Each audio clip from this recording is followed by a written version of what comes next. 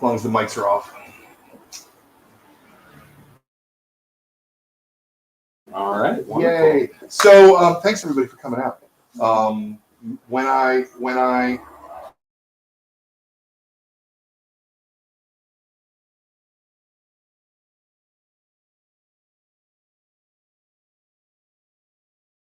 it's nice to have an audience. I like having an audience. And if you want to laugh,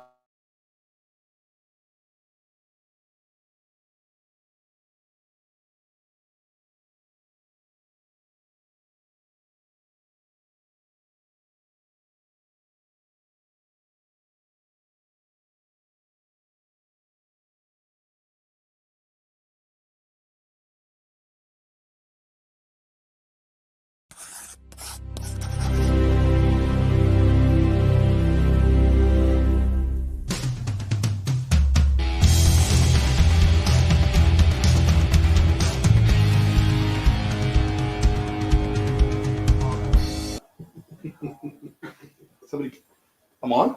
I'm on. Hi! Oh man, professional show business. Hi, hey, and welcome to the Comix Experience Graphic Novel of the Month Club for the month of April. We've got a great book and a fantastic guest here tonight. This is going to be a really fun conversation, I predict. The book is The Nice House on the Lake, which is was my favorite single issue last year when it came out. Thank you. I was so impressed by it, and I love the rest of the book as well. But that single issue really was just wow. Hi, see, there's people arriving too. Hi. And yes, I'm here with James Tynion IV. And my head kept telling me to say Tynion, and it's not. It is Tynion, actually. Tynion. There you go. It's not how it's spelled at all. Yes. So yeah, no, I'm just trying to confuse everybody. Yeah, it's all good because I deal with people going gay man all the time. Yeah. You know. Yeah. Guy man. No. Yeah. It's gay man. Yeah. It's gay man. It's gay man. Yeah. But anyway, hi. So yeah, this is a fantastic book, and you guys all liked it, right? We have a crowd here. You guys liked it.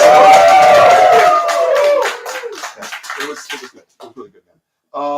So let's start with the first question, which is the same question I ask everybody. Why comics? Of all the things you could be doing, why comics? That's a great question. I mean, honestly, the biggest reason why every time I come up with a new idea, I want it to be a comic is because I can trick an incredibly talented artist to draw it, and I get to see every page as it comes in. Yeah. And I am a lover of comic book art, and I love the medium. I've loved the medium since I was a kid, and it's something that, my ideas come to me as comic book ideas, and it's I want to make the sorts of worlds that I started falling into when I was in middle school and high school, and I really fell in love with the medium, and that's been my goal from day one. How's it from middle school you wanted to write comics? Since I was actually just saying before we got started, one of my books right now, Wind, the young adult series I do through Boom Studios, I started coming up with that when I was a freshman in high school. Wow. I started carrying a binder around and just sketching out details of this world and all of this, and it was just, at the time I thought I would be an artist and was taking art classes, but there are plenty of comic book writers out there who will be very modest and be like, oh, but then I realized I couldn't draw. But then you actually ask them to draw something, and it's just oh, that's actually damn good. That won't happen if you ask me to draw something. I know your poop for Batman is pretty okay. I can do some cartoony robot Batman for you. So that works. Yeah.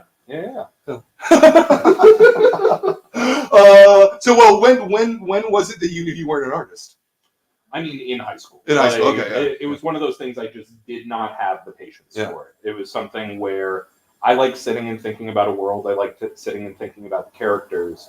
And I realized that it's just okay, I wanted, I'm not going to be able to be my own artist. So, at that time, I was, chatting with, friends on message boards and all that, trying to coerce some of them to do a web comic with me while I was in high school, and the brief half attempts at that have all been scrubbed from the internet for good reason. And but like that's really when you know, it all started coming together, and it was reading Sandman that really it hit me, where it's just like, okay, I want to pursue this as what I want to do with my life. Yeah. And I realized that you know, specifically I wanted to find the path towards writing comics. And so I looked at but there wasn't a school that was offering, like, at that point, really classes in comic book writing.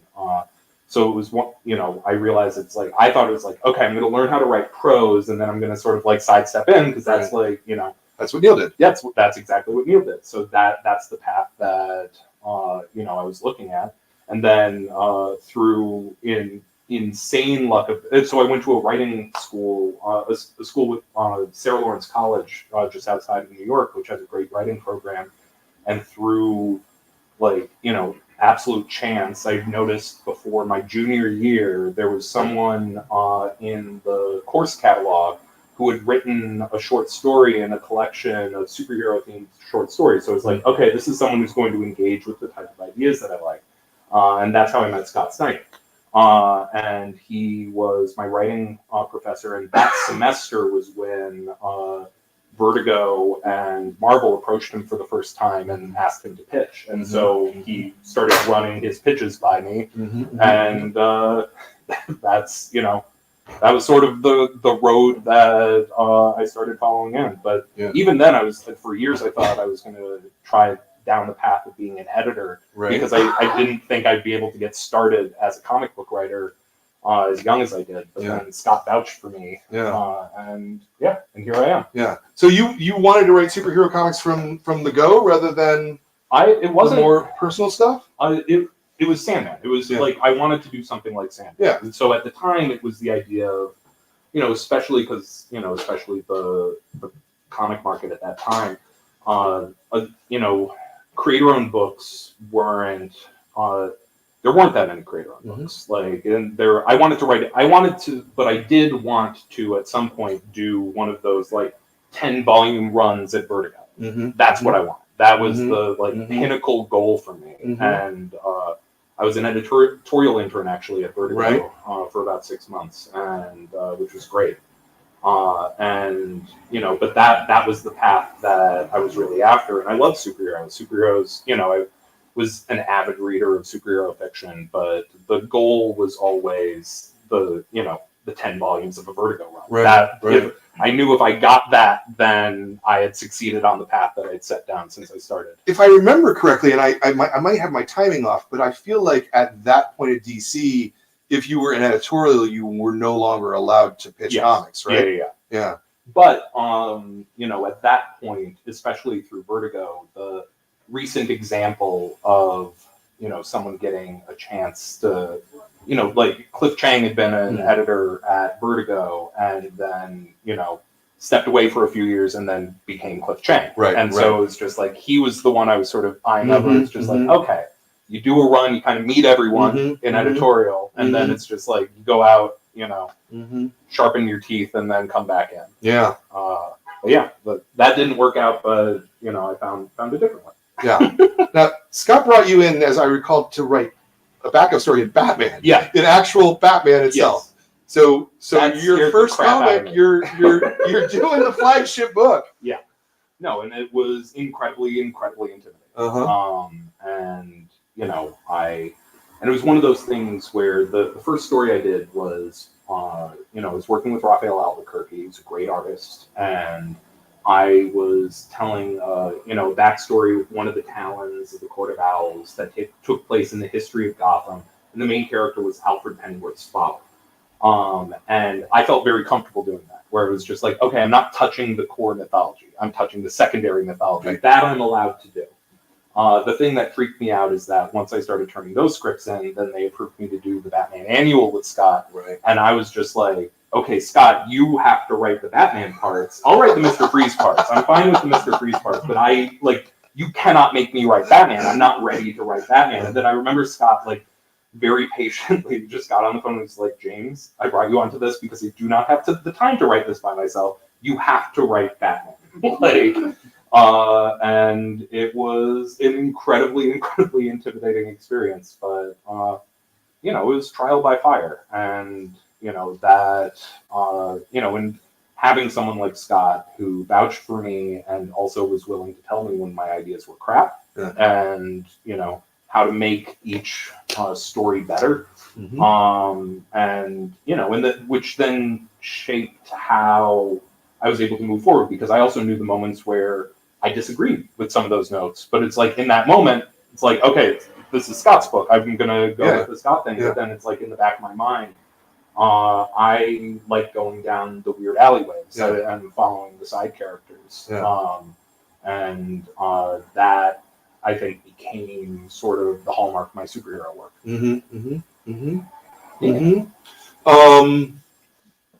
Detective was next, or was it Batman Eternal? It was Batman Eternal, then Batman Eternal, Batman and Robin Eternal, and then Detective. Right. Running a year-long thing. Yeah. That was also incredibly intimidating. But it was a really great experience, because you know we had this runway, and you know we knew like, and it like this had to happen. Like it was one of those things where they had like, and it, like, and people don't remember, there were a few weeklies that all dropped at DC around the same time, and you know we had, I think, the clearest agenda of like, okay, this is what we want the book to be. This is like how we're going to play with all of these different figures in around, and we also were delivering the thing that a bunch of people had been wanting since the start of the New 52, which is actually seeing the connectivity between the Bat family members, which had kind of been erased by the launch of the New 52 in a big way. So it was just like, how do we deliver that? How do we tell like a big bombastic story that you want to pick up every single week? And you know, it was a tremendous amount of work, and just keeping it all organized was a tremendous amount of work. But it was like, it was really thrilling getting in a room and breaking story with Scott and the entire team. There was like, it was incredibly gratifying, because it's like once it launched and people were really excited, and they really engaged with that one. And you know, like, and then it all like positioned me very well on the other end of, you know, 2 weekly comics. You know, most of my friends were freaking out because DC had announced at the start of Rebirth they were going to go double ship on all of these titles, and I was the only person stepping down from a weekly to a double ship rather than going up from a monthly to a double ship. So I was just like, all right, I can relax. Now I can take my time and tell a nice big story. But you know, that like, yeah, and Detective is still, I think, the purest to me, you know, Bat book that I did. You know, it is the one, because I focused on all the side characters. I focused on the supporting cast of Gotham and Gotham itself and the legacy of Batman, which has always been, frankly, more interesting to me than, you know, Batman himself. Like, I think there are great stories to tell with Batman himself, but I also think my strengths as a writer lie in ensemble casts. I like team books, and even when I'm writing like a solo book, I tend to turn it into a team book, because that's, you know, it's you know, it's fun switching between the storylines and you know, the different characters. It's easier to create tension and play scenes off of each other, and you know, like, I don't know, it's like the pacing feels more like what I am trying to get out of superhero book with a large cast. You use the DC universe quite well there. I'm really intrigued though, because when you went on to Batman itself, it seemed to me that you decided that the best way to focus your energy was to create new characters. Yeah. Which is a great thing to do. It brought a lot of energy to the book. But I'm wondering why you leaned into that, if only because the history of comics shows that people don't get the proper respect for creating the characters, if you know what I mean. Yeah, no, absolutely. And I mean, when I stepped onto Batman, there were a few things that were all happening. is I was picking it up after Tom King's run, which had been a run that was very like it dug into the like psychological side of Batman. Yeah. It was a slower pace of storytelling. It was more it was emotional, and it was about character moments and all of this stuff. And I knew that ended early too. and I knew that I'd be coming onto it, and I knew that I'd be coming onto the book. I knew that while I was on that book, there was going to be a Batman Catwoman series that was going to be running alongside it, that was going to continue that relationship out of continuity, but it was going to be running in comic shops. I knew that later in the year, Batman 3 Jokers was going to be coming out through through Black Label once again, even though the thing that I'd been told was to do a Joker event. And I knew that I was going to have to, and I knew that I was on the title through issue 100, and then that was going to be the end of my Batman run. That's what I was told going in. So it's just like, I had this opportunity where I was picking up one of the flagship titles of comics. Like, this is there isn't the only AAA comic that comes close is Amazing Spider-Man. And it's just like, I had an opportunity here to do something that tried to catch people's attention. And I knew I had to define myself. And, one thing that was freeing is I'd already written, 200 plus issues of various Batman comics by the time I took over the title. So it wasn't something that I was particularly precious about. Like, I need the chance to tell my blank story.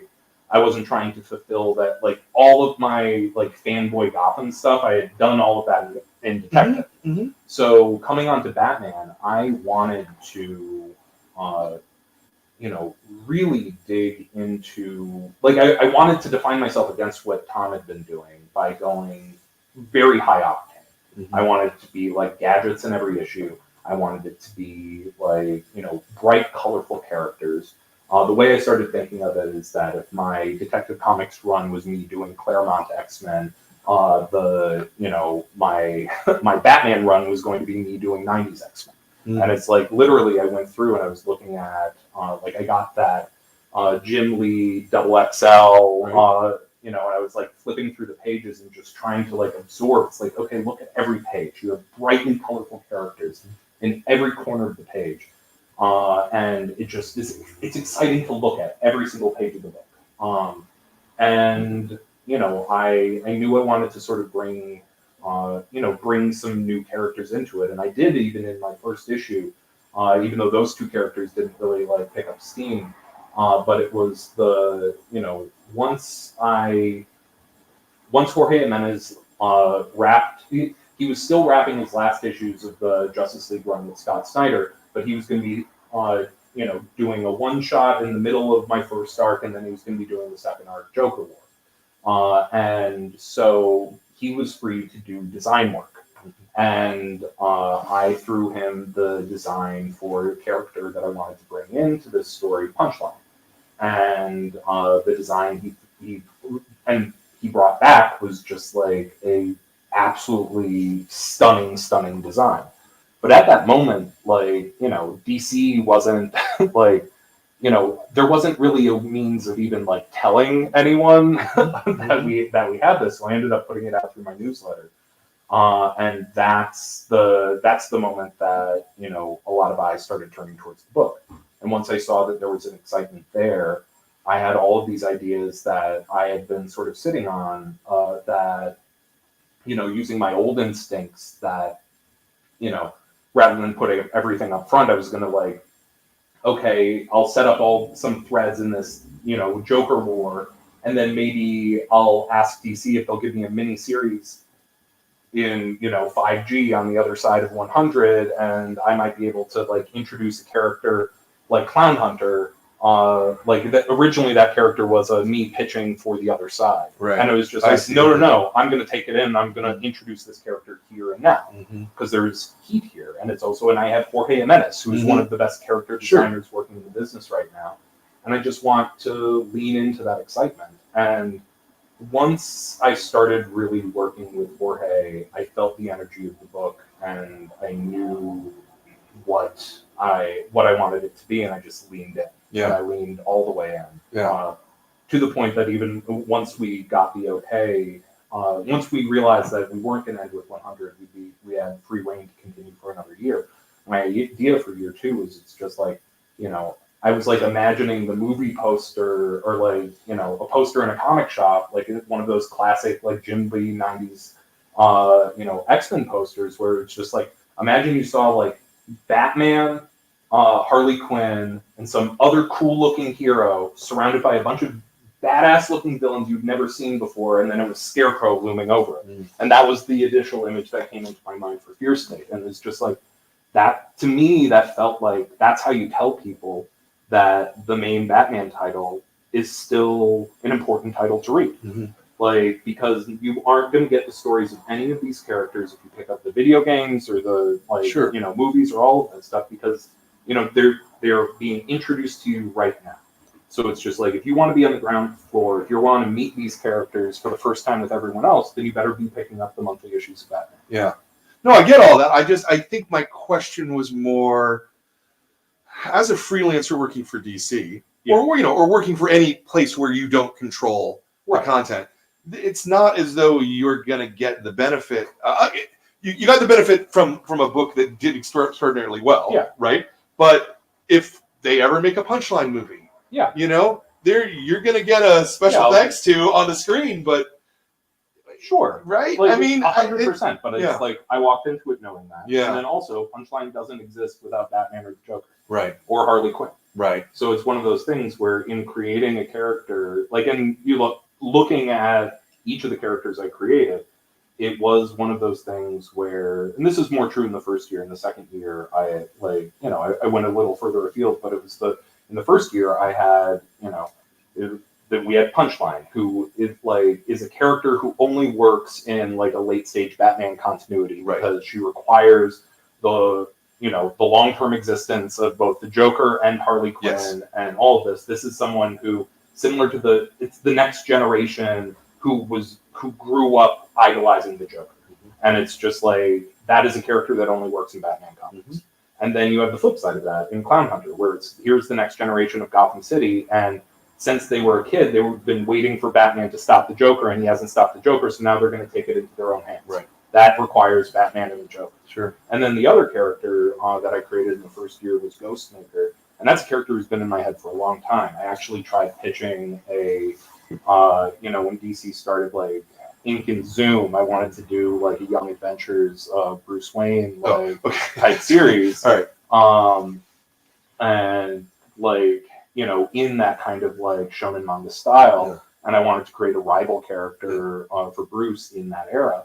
And then once I realized it's just like, okay, like that's what I want to bring in here, but that's a character who's just like requires a life, like it's an anti-Batman who has been Batman's rival and has known him since he was a teenager. Like, it's a badass design. Like, could I tell a Ghostmaker story in a world without Batman? Like, sure. But it's one of those things where those aren't really the sort of comics. Like, I'm interested in telling the stories of those characters in the, like, matrix of superhero comics and the existing superhero universes. And so it's, and, like, when I'm doing creator-owned books, there's a reason I'm not, like, writing, superhero-adjacent type stuff. It's like I'm scratching a different itch. Sure. So it's just like, I did want to throw some toys back into the toy box, and sure, 10 years from now, maybe I'll regret it horribly. Right. But it is, I went into it knowing what I was doing and knowing, and this is the other thing. It was, my Batman run launched about 9 months before my first ever image book, The Department of Truth. And the thing that was more important to me than anything was to use the 9 months leading up to Department of Truth to tell comic book retailers all over the country that I could sell comic books so that they would invest in that first issue.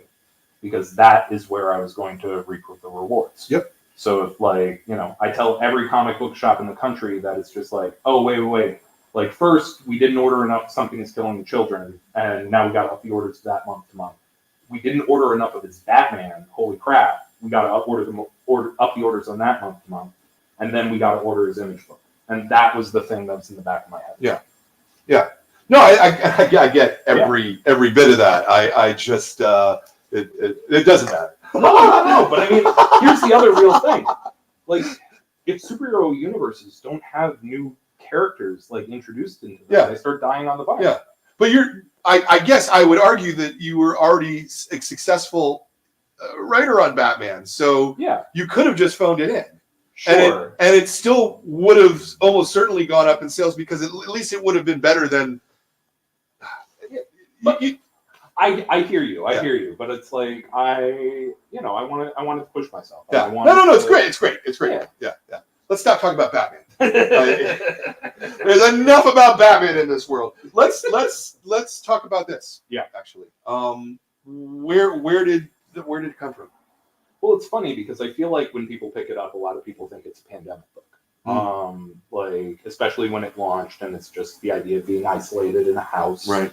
With it's a pod. It's like a group of friends. But I actually pitched it for the first time in I think it was 2017. Wow. And but I mean at that point it was always. Like, I mean, it was in the same, like, I came up with, in the same summer, Nice House, Department of Truth, and Something is Killing the Children. Like, they were all kind of cousins to each other in my head.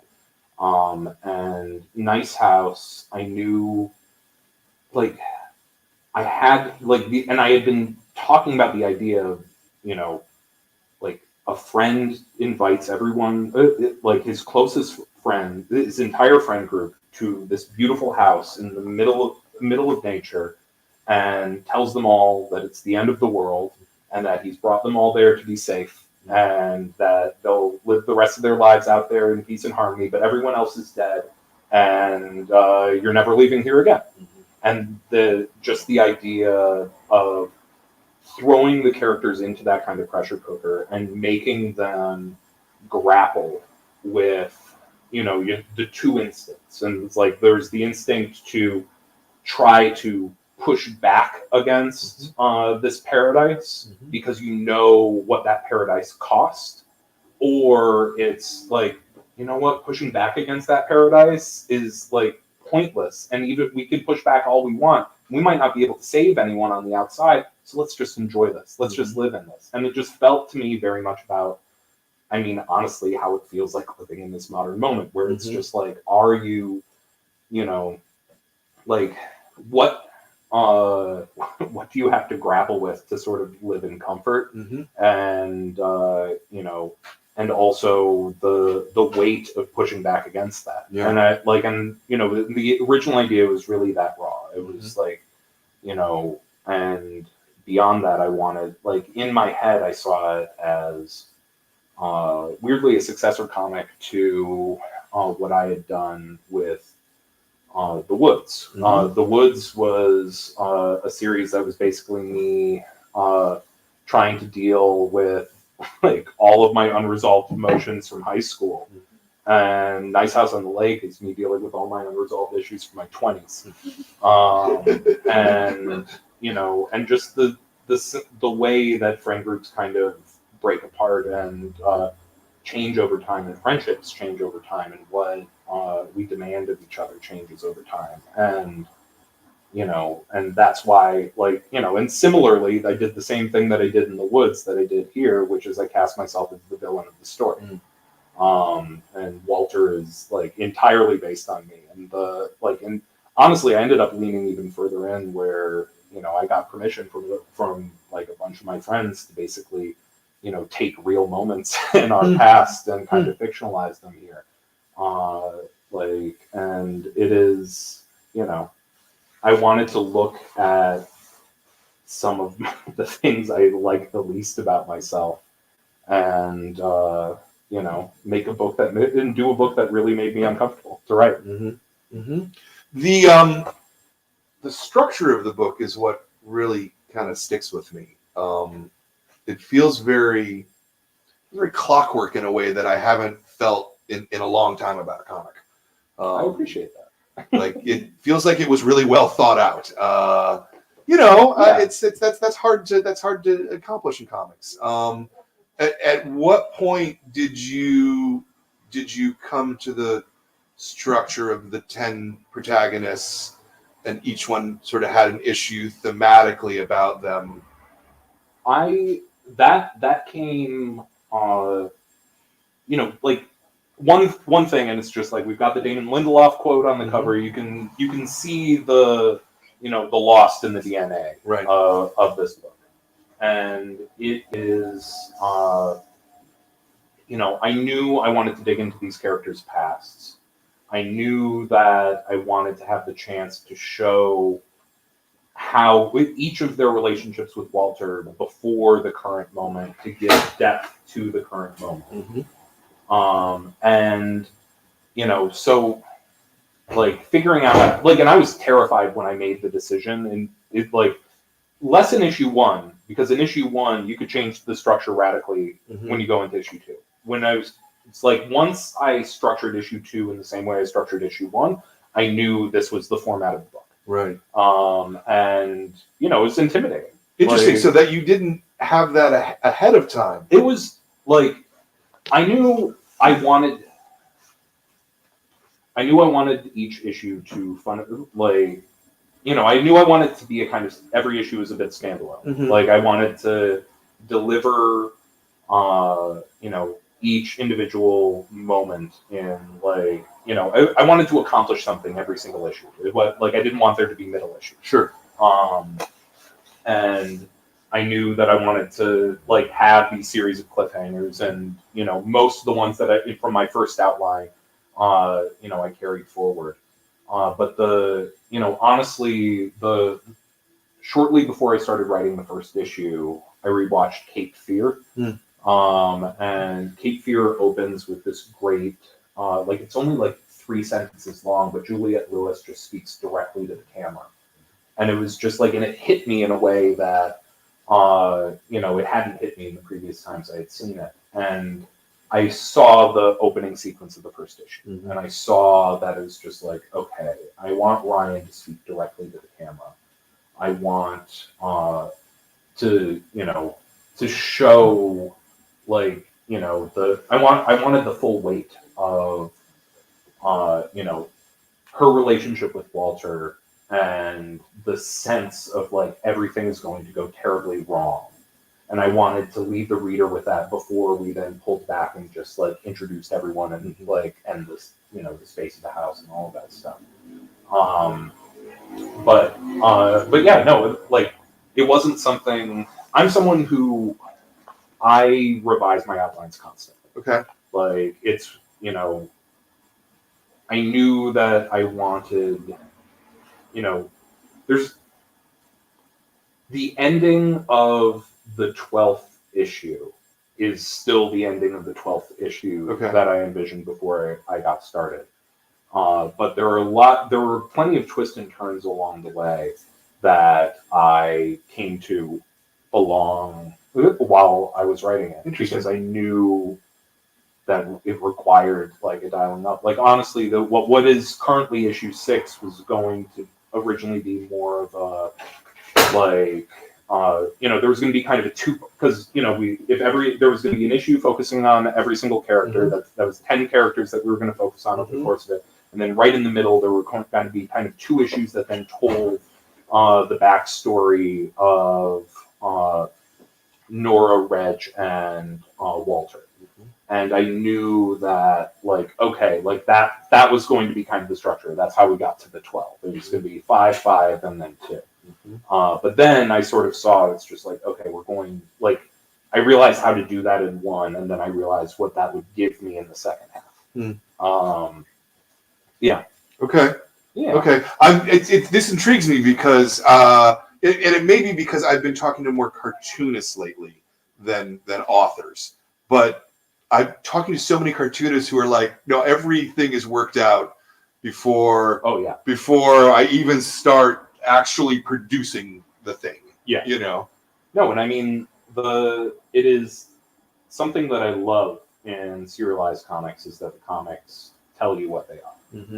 And I try not, and honestly, now I lean into it. Like, for recently I launched Nightmare Country, and I have a super structure of what I'm going to do. I know the big final moments of the series, but it was one of those things where I knew the first most important thing is the first issue, and the next most important thing is the ending, right? And then it's like the broad strokes of how do you get from A to B, but once you start writing it, you start realizing that characters that seemed more interesting in the outline are less interesting on the page. Sure. And you also start seeing, when the pages start coming in, who are the characters that come to life under the pen of your artist, and that changes the whole dynamic of writing the book. And if you are too closed off to be willing to change, once you learn those things, then the book won't be what it can be. Sure. So like literally over the weekend, I had like a whole brainstorm moment where I like realized something that needed to happen in the middle of the first arc of Nightmare Country, and I threw out my outline. And then I rewrote a whole outline like on the plane, because it was just like, oh, adding these two new elements in is going to like restructure the whole like thing and make it so much better. And and I don't think I would have been able to do that beforehand without doing the actual like boots on the ground writing. How far ahead of you are your art? How far ahead of your artists are you? Generally, not as much as I should. Yeah. Okay.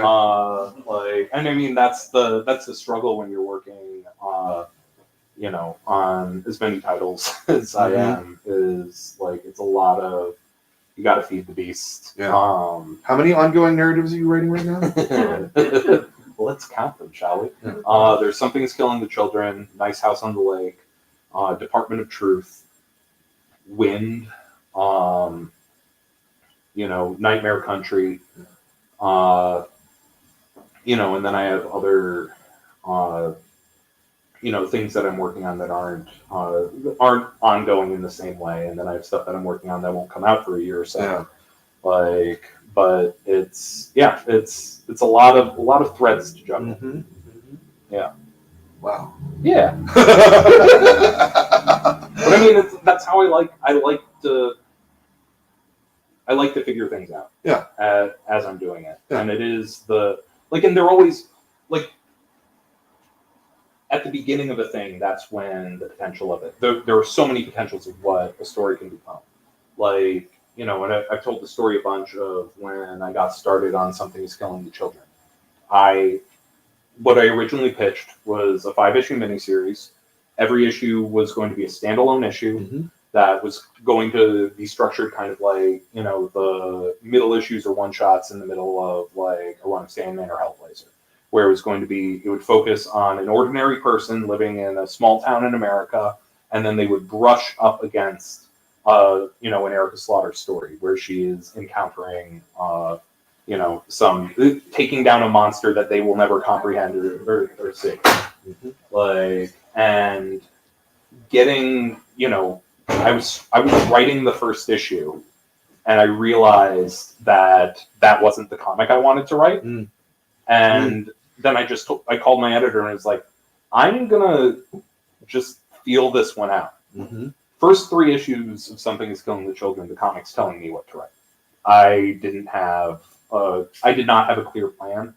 I just knew that eventually Erica Slaughter was going to kill the monster and, move on to the next town.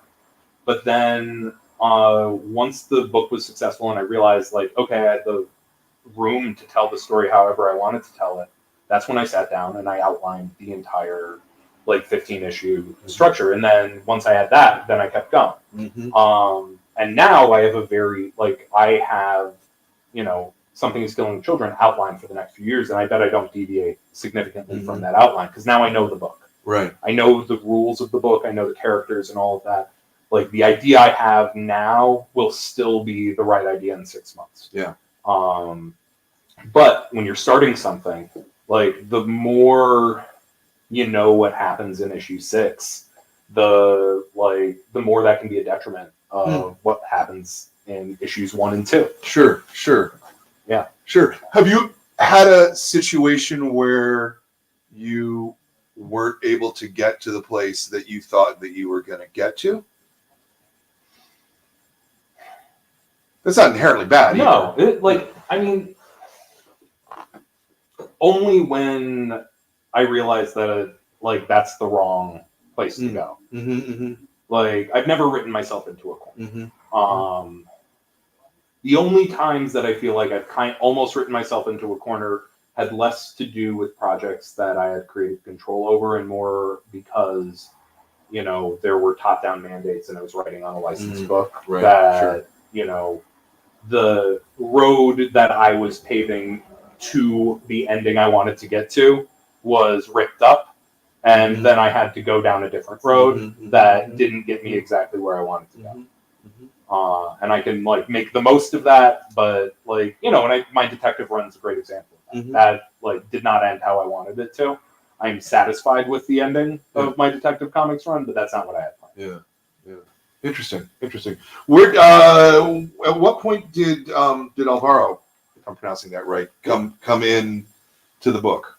Very early on. Okay. We had been working on Justice League Dark, and before that, he was one of the artists on my detective run. And by the time we were together on Justice League Dark, I knew that I wanted to make comics with Alvaro forever. And when we started working together, he had an art rep that all of our communication ran through. And when we started Justice League Dark, we started communicating directly.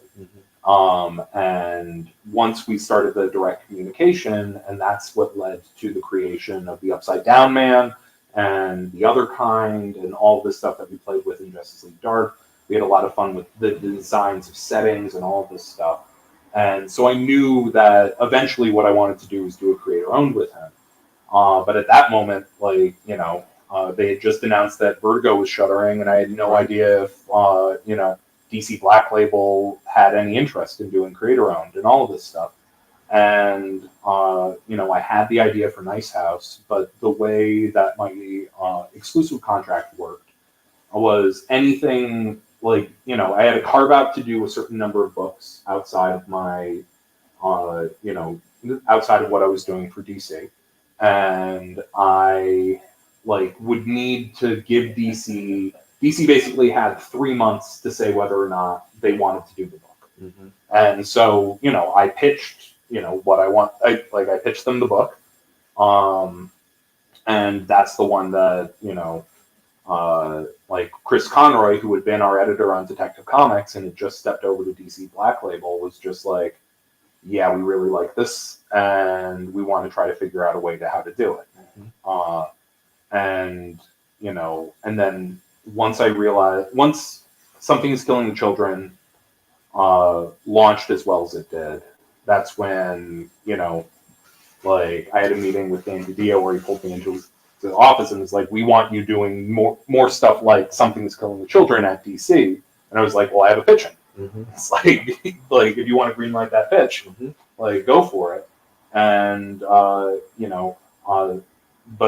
and that once it was greenlit, I was able to be the artist I desperately want for this is Alvaro. And the biggest reason I wanted Alvaro is he's the artist who is least afraid of intricate setting work that I've ever worked with. And that was the thrilling thing, was just okay, how do we, I need someone who's going to be excited. It's going to be the same setting for 12 issues. There'll be some variations and twists on it, but it's just we need to build a house that you are going to enjoy drawing for this whole time. And once he freed up, we spent 2 months designing the house. Okay. Before he started on the first issue. It was designing the house and each of the characters, both of their adults and as teenagers or college kids. And it was doing all of that groundwork that really kind of like it really centered the series, because once we got up and running, like the core of my scripts was very much talking about the acting. Like, the setting, I don't have to describe, like, I can just say what room it's taking place in. I know what's on the shelves in the book, in the library and all this stuff. So yeah, no, it's the, Alvaro draws the closest to how, like, I see things in my head when I write. And that's why I latched on to him. And in Justice League Dark, they, very deliberately tried to force us to stop doing the double page spread layouts that we really enjoy doing. And going into this, it was just like, oh yeah, we're going back to that, right, like in a big way. And yeah, and then the rest is history. Yeah. So he wasn't attached as an artist when you pitched it originally. No. Yeah. Is that typical for your books to not have the artist? At that point, yes. Yeah. Like, okay. Now I like, publishers don't find out about my books until you have a creative team assembled. Yeah. Okay. Yeah. Like, but at that moment, I, like, especially before I've had the last few years of sales that I had, it's just like, signing up to do a book with me was not it was a gamble. So it was just a lot of time it was like, how do we find, the right person that we can get for something like this? And, like, and the biggest bit of, like, with Alvaro I wanted. Like, once I knew I was doing this at DC, like, DC wanted it, and I knew that, I was going to have to leave Justice League Dark because I was taking on Batman, but I didn't want to stop working with Alvaro. I was just like, this is what I want. And it's just like, if we don't do it this way, then I'm going to wait until our contracts are up, and then we are going to go do it at Image. Right. Like, once Alvaro read the pitch and liked the pitch, I wanted to do it with Alvaro. But something like Something is Killing the Children, that was a rough idea that, I just pitched to Boom, and, Boom is the one who showed me Werther's art, and I was just like, the thing that I loved about Werther's art was that he drew a really good gas station, and at the time I was doing all this, like, cosmic DC shit, and it was just like, the idea, like, the thing that I was most excited about in Something is Killing Children was just like, if I do a scene in the Applebee's, I don't have to, in the context of this scene, describe what an Applebee's is and how it works. Like, I can just put a scene in an Applebee's, and it was the most thrilling concept to me, because it's like, I don't have to explain the, like, how a multiverse works, like, in 3 balloons, like, stuck in a corner. So it's just that. He drew a great gas station, and I was like, this is the guy. Yeah. And then he turned in the first drawing of Erica, and he's the one who came up with the mask. Yeah. That wasn't in my original ideas was, like, she had the tattoo on her arm, she had the trepanation scar on her head, like, and the scar was kind of, like, blocked off by her hair. Like, the rest of her design was kind of, like, clear in my head, but he came up with the idea that when she hunts the monsters, she becomes a monster herself. And he was just like, he just like, oh, what do you think of this? And then it's just that changed the entire trajectory of the book. Like, and, like, what the book was. And, that, like, being open to that was, like, the right call. Yeah. And how about with Truth? With Department of Truth, I found Mark. Okay. Because it was an Image book, so you had to walk in there with a completed team. Yes. Yeah. So, like, with that, it was, but that was one that I knew the feel of the book I wanted.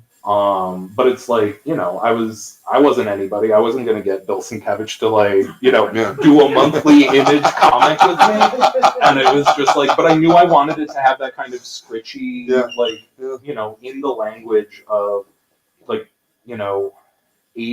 late 80s, early 90s Sienkiewicz, like, and Dave McKean of the same era. I wanted that feel. And I also wanted, like, that sense of, like, a scritchy photocopy of a photocopy, but I couldn't find the right guy for the longest time. And it was actually, and I'd been aware of Martin's work, but Martin had been working in a digital style for a while. and in his digital work, it feels a little more Phil Noto than anything, and it's still very good. But it's like I had seen that, but it never occurred to me. And it was actually my friend Matt Rosenberg who pointed me in the direction of his Instagram, because for Inktober he had done these great, series of sketches of, different musicians, and they were all like scritchy and weird. And it was just like, and I reached out to him and I was like, Martin, like, I love your work. Like, I know the feel of this book. I have this pitch for this book, and like, and Department of Truth is like the opposite of me, like following the outline of Department of Truth that I came up with when I first pitched it, like 2 years before I started writing the first issue, is still roughly the outline I'm following right now. So it's like different books operate in different ways.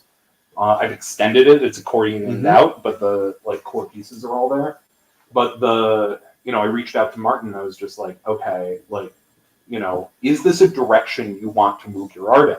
Because if I ask you to do this, this is how you're going to be working for the next few years. Right. And if that's not something you're interested in, then this isn't going to work. And thankfully, he was just like, that's all he had wanted to switch back to analog. He had wanted to, play with collage and all of this stuff. But honestly, he wasn't, for a lot of his smaller creator-owned books, he was not getting a page rate that would really allow him to put that much time and work into it all. And so it was just like, okay, what would you need to make this happen? And that's what we pulled together to get the first arc off the ground. And then thankfully it launched really well. Yeah. Otherwise I would still be paying off those credit card bills. Well, you had a bunch of launches in a row that all did over six figures, and that's pretty goddamn good. Yeah, no, it feels like I'm happy about it. Yeah. It's surprising because it's not as though when someone writes Batman that automatically the next thing sells. Yeah. No. So what would you ascribe it to? I mean, I do think that for a while there were a few things. Great writing. I appreciate that. I thought that was stipulated, frankly, but there were a few things that happened that that helped me out, I think, significantly. The first thing, and there's no way to ever prove this, but this is what is true in the back of my mind, is The Walking Dead ended unexpectedly. The Walking Dead ended unexpectedly, and the only horror #1 that was available to order at the next FOC was Something is Killing the Children #1. And at that point, retailers have been sent out a review copy and all that, and enough people were like, you know what? We want to keep this, the audience that's been picking this up, maybe we can get some of them to jump over to this. And it was returnable as well, right? It was a boom, returnable book, and we sold about 30K of that, which was very good at that moment with Boom. It was one of their highest launches. And so that was the first step. It was just okay, there was that bit of serendipity, and that helped funnel into the launch of Something's Killing the Children. That also, and then the reviews were very good and all that stuff, and the arts was absolutely incredible. Both Werther and the colorist on the book is incredible, Mikhail Marto. And it was just okay, felt like a cool comic, all this stuff. And then right after that comes out, I'm announced as the new writer on Batman coming up. And, it was an interesting stretch that fall, because I was starting work at that point on Department of Truth, which I knew was going to come out in, the following fall. If, everything worked out, I was going to be able to launch. What I wanted to hit was roughly when Something's Killing the Children had launched 1 year later. So that was the idea in my head. and I was going to, but the thing that I realized is just like, I need, like, there is a story I can tell, which is, here's a book that is overperforming for you. Here's a Batman book, and then I'm going to overperform on your expectations of that. And then I want to carry all of that in to Department of Truth. Yeah. And I knew that because that's at 3 different publishers, no one else was going to tell that story. Mm-hmm. Like, and at that point,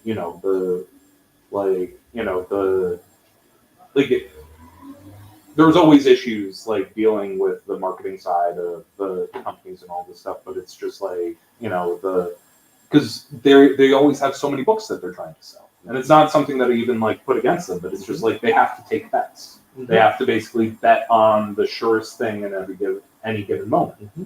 And I forget what was even launching that January, like off of my Batman run. But I realized pretty quickly that they weren't going to be pushing my Batman run as the like big thing that was coming out that month. Sure. So I was going to have to do it, and that's why around Thanksgiving of 2019, I started my newsletter for the first time, and I started banging the drum where it was just like, okay, you want to pick up this Batman run, this is how I'm going to sell the Batman run. And, this is how I'm going to, tell you what's coming up in Something's Killing the Children. I'm going to sell you my Batman run. And it was all designed to like, okay, if I can like run this for a year and then funnel everything into Department of Truth, like that's what it's going to be. But then drop right into the middle of that pandemic. Yeah. And and especially like right before the pandemic, like in the shutdown of printing and all of that stuff, that's like right when I got the news that, the next issue of Batman that was going to come out was going to be like have numbers close to the like Batman wedding, like because of the like Punchline debut. And it was just like, and then the moment that like DC released those orders, I thought it was dumb. I thought the whole system I had built had like completely collapsed.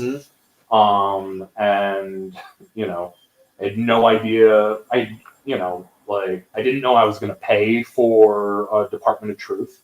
I didn't know how, what was going to happen in Batman. Like, if I was going to be able to stay on the book. And I only had a few more issues to write at that point. Like, so it's just like I needed to know, what was going to come next. So it was just this really bizarre moment. And like, thankfully, like, it worked out for me. But it was just like, it was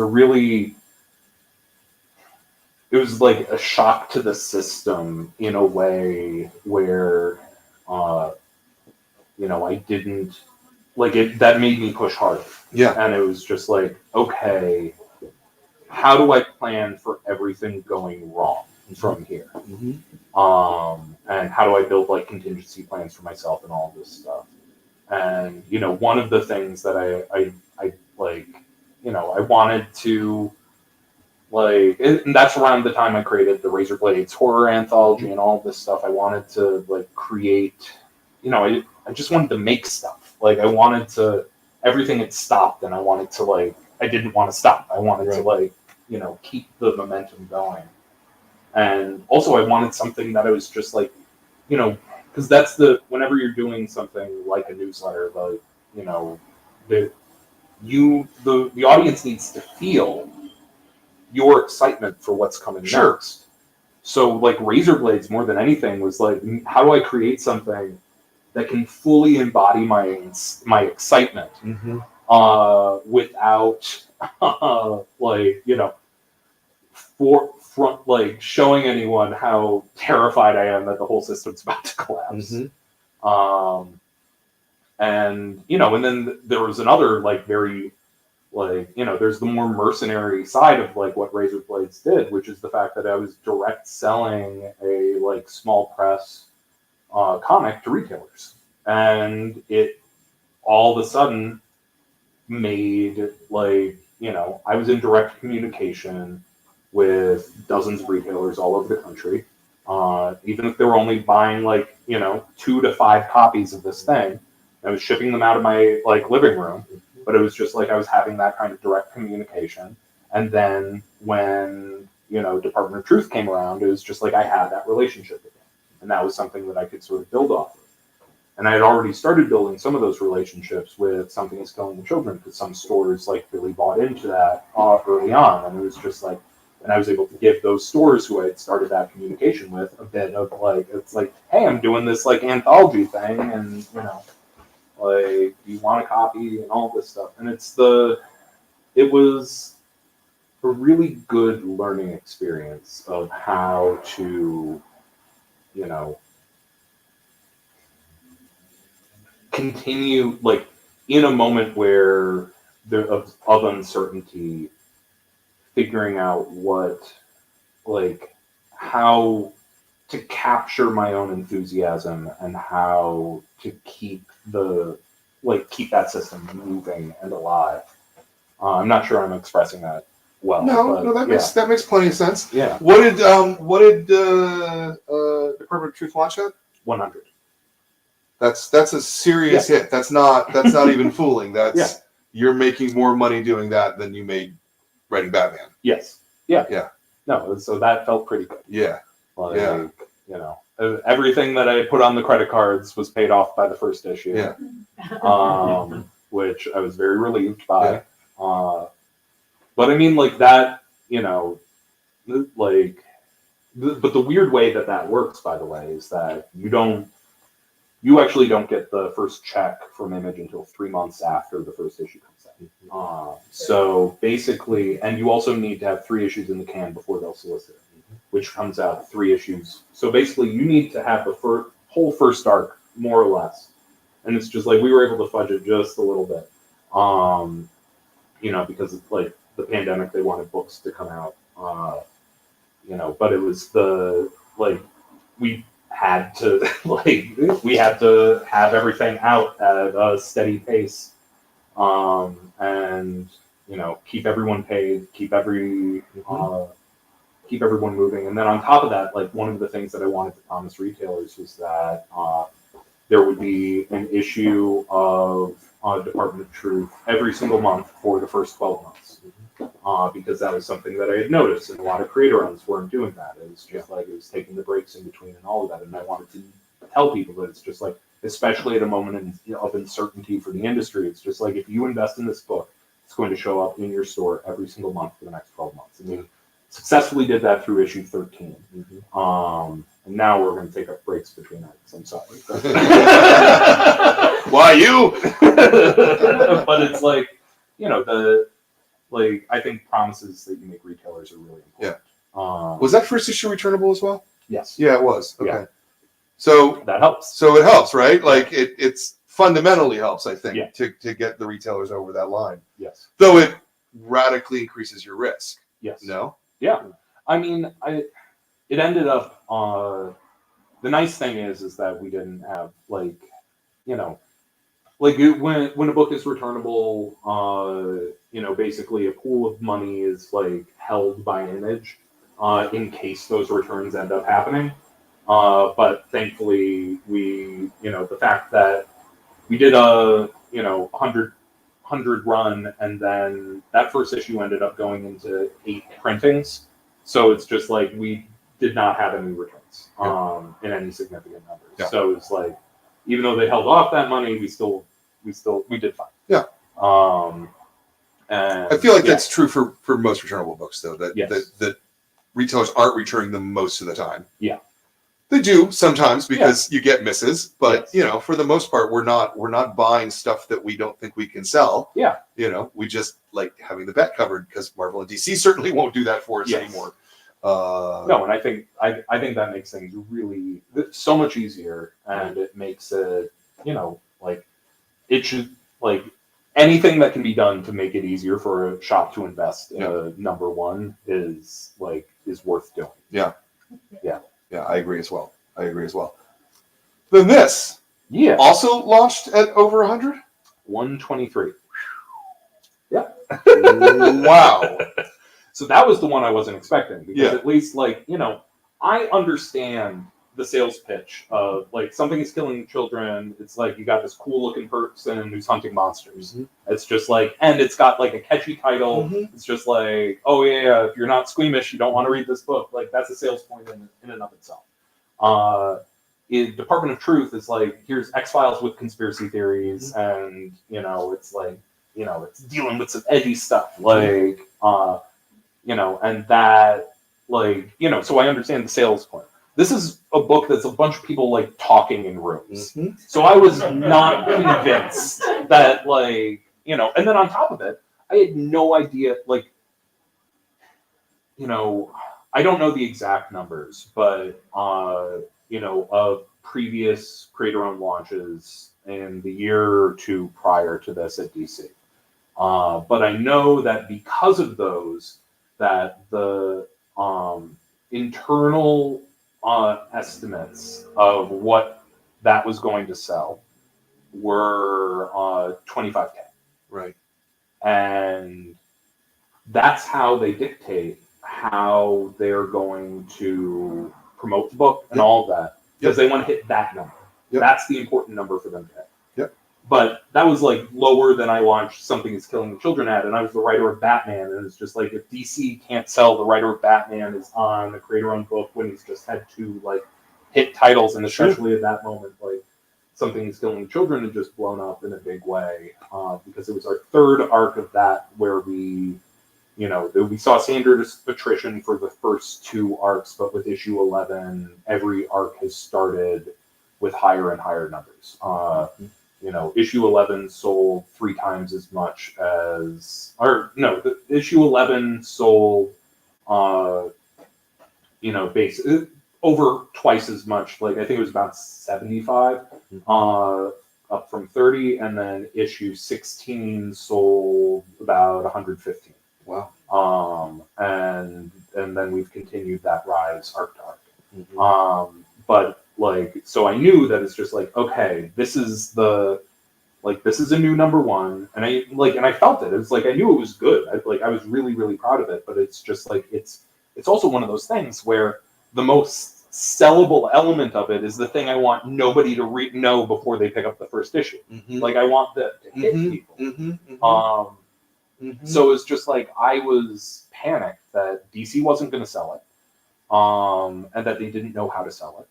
And, how, like, and I also knew that it, like, and I just didn't know that the audience would jump at it in the way that they had jumped at the last two. And thankfully, and I had a lot of long conversations where it's just like, there was some push and pull of like, okay, we need to get this in, like, people need to read the book so they can order this. Like, and we need to, we need to use the mechanisms that we have as DC Comics to actually, like, push and promote it.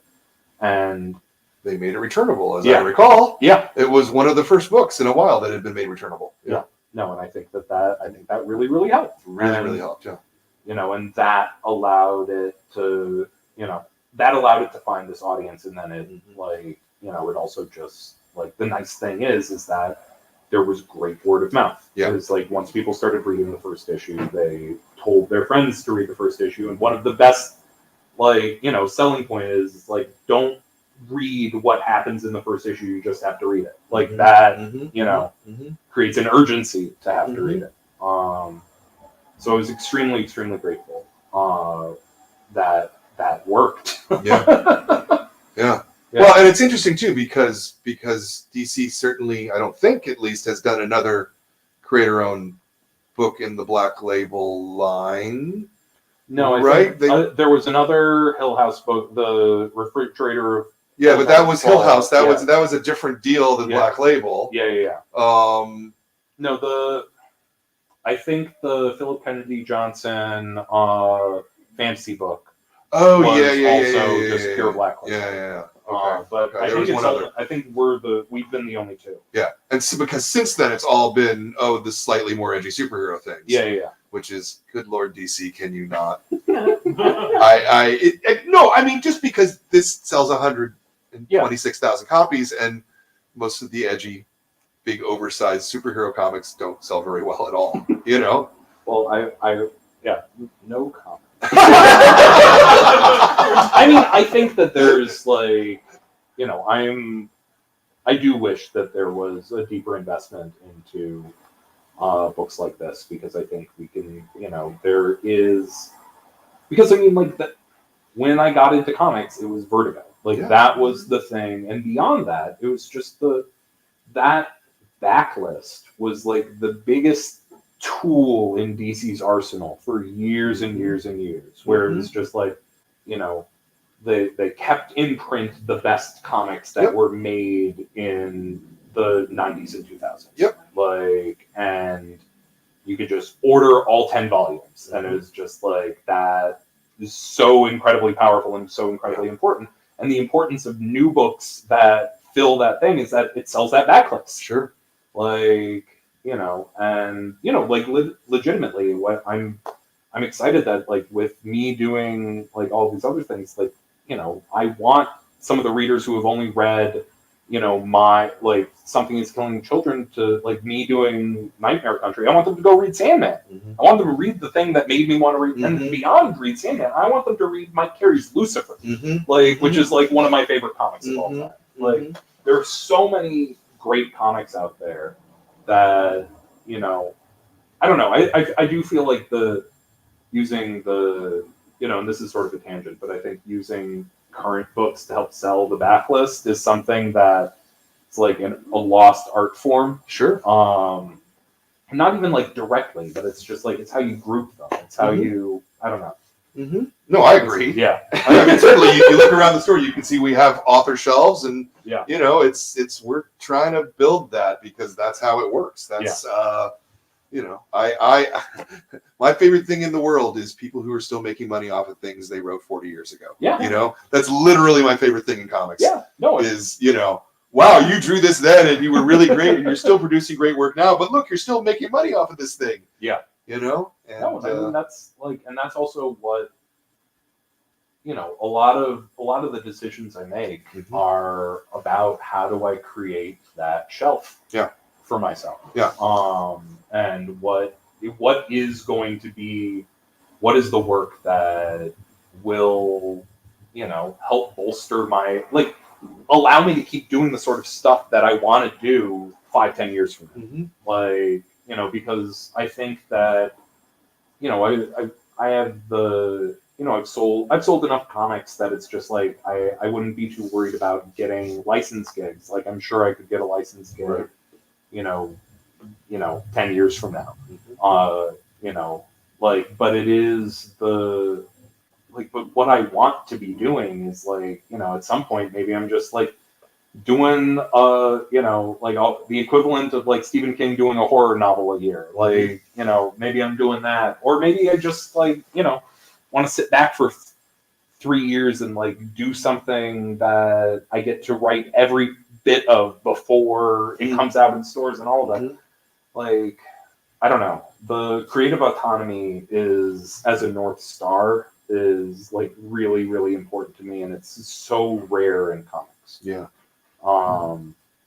Yeah. So that's it's so rare to be able to be successful. Yes. Yeah. Yeah. A lot of people try. Yes. No. 100%. And you've had a remarkable string of books in a row. I kind of love it. I kind of love it. Is that a question from Kat Kelly? Oh, hello, Kat Kelly. Would you ask your question? Yes, we've been talking a lot about numbers, and I don't do math. So I would like to ask you a process question. Yes, please. I'd like to know more about you. What is your process? Do you need gummy bears? Do you listen to records? How does it evolve over time? When you feel uninspired, what do you do? That is a really, really good question, and I wish I had figured. I wish I could say I had figured out the exact formula to be productive, like when I want to be productive. But it seems like the most crucial element of me being very productive is a looming deadline, and I wish that was the case. Like, the guilt of knowing an artist needs pages that is just like sitting on their hands waiting. is like the best way to get me moving. But you know, some things flow easier than others. And I think a lot of my writing is finding the flow. Because, you know, starting an issue is the hardest part. Once I am in the flow of an issue, I've always thought of myself as a sprinter as a writer. It is something where I will think about a thing for a very, very long time, but when my fingers hit the keyboard, I, will write it in maybe not one session, but it's like 2 sessions. Mark Wade gave me a piece of advice that I try to keep with, at the start of my career. Like, he told me that it's like, you never want to write an entire issue in one day. So it's like, even if it's just like you leave one sentence unfinished, like just leave it unfinished and come back to it the next day and then go finish it then. Because you'll feel better about it. And then anything that you've second guessed to all of that, you can just there's always one thing you can tweak and make a bit better. But it is, I have an office space in Brooklyn that, I like having control over the space I'm in. I don't work great, honestly, and going out into the world. I can do it while I'm traveling, and I can put enough music in my ears to kind of drown the world out. But I honestly like writing in silence. And I need to just sort of, and the thing I'm always chasing is just when I zero in on the script and it's just flowing out of me. And it is, to get to that, there are little tricks that sometimes I'll do. One thing that I'm pretty sure is just a pure placebo effect, but it's just I'm not gonna knock it. It's once a week I will take a ginseng supplement, and it's just okay, now I can have super brain powers for 3 hours. And if I'm hitting a wall, I will let myself believe in that placebo effect and let it take hold. But it is, every project's a little different. Something is Killing the Children is the easiest book for me to write. It's a decompressed book. It's something that I've outlined, so it's just I know what happens in pretty much every scene, and I know the characters well enough that it's just it's put the script in front of me and I can knock out pages very, very quickly. Nice House is one of the more difficult things to start. Starting those issues is really, really tough because the first 4 pages always has an incredible, there's a dense amount of information in those first 4 pages. And, that's a format that I've only broken a couple of times in the run so far. In the first arc, rather than getting a 2-page flashback scene in the Ronnie issue, we get a 4-page flashback scene because it's the first time that you see Walter in his flesh tornado state in a bit of memory, and it's also happening at the moment where you really get the sense that Walter's control of the scenario is breaking, so the format shifts. And then the next issue, the format shifts even further, and the whole issue is pretty much in flashback. And then he reasserts control, and then we go back to the 4 pages. And that's something that it's just and I think that that's one of those things, going back to one of the earlier questions, it's once you set rules for yourself, you kind of have to stick with them. Mm-hmm. And then when you break them, there needs to be a reason for breaking them. And it's fun to come up with reasons to break the rules. But it's, once something is done in a certain way, you kind of have to you keep going with it, and I lost that train of thought. Went away from me. But it is just I love those first 4. I love living in those first 4 pages, and I know what the next. I know what I'm going to do with those through the end, and there's a few brutal ones that I am waiting for that are going to kind of break the format as we get towards the end of this first 12 issues. Yeah. So, but that makes it more difficult because something is killing children. First scene can be whatever I want. Like, it's what is the most exciting way. Like, I know the 4 things that need to happen in this issue. What's going to be the most compelling page one? Like, and leaning into that is incredibly fun. But yeah. Yeah. Cool. Yeah. Kat, did that answer you sufficiently, or do you have a follow-up to that? Yeah. It's just moving on with that one. Very good. Follow-up question: do you want another beer? That is a great follow-up. I like that. I very much appreciate that follow-up. Would you get me some more water? Thank you.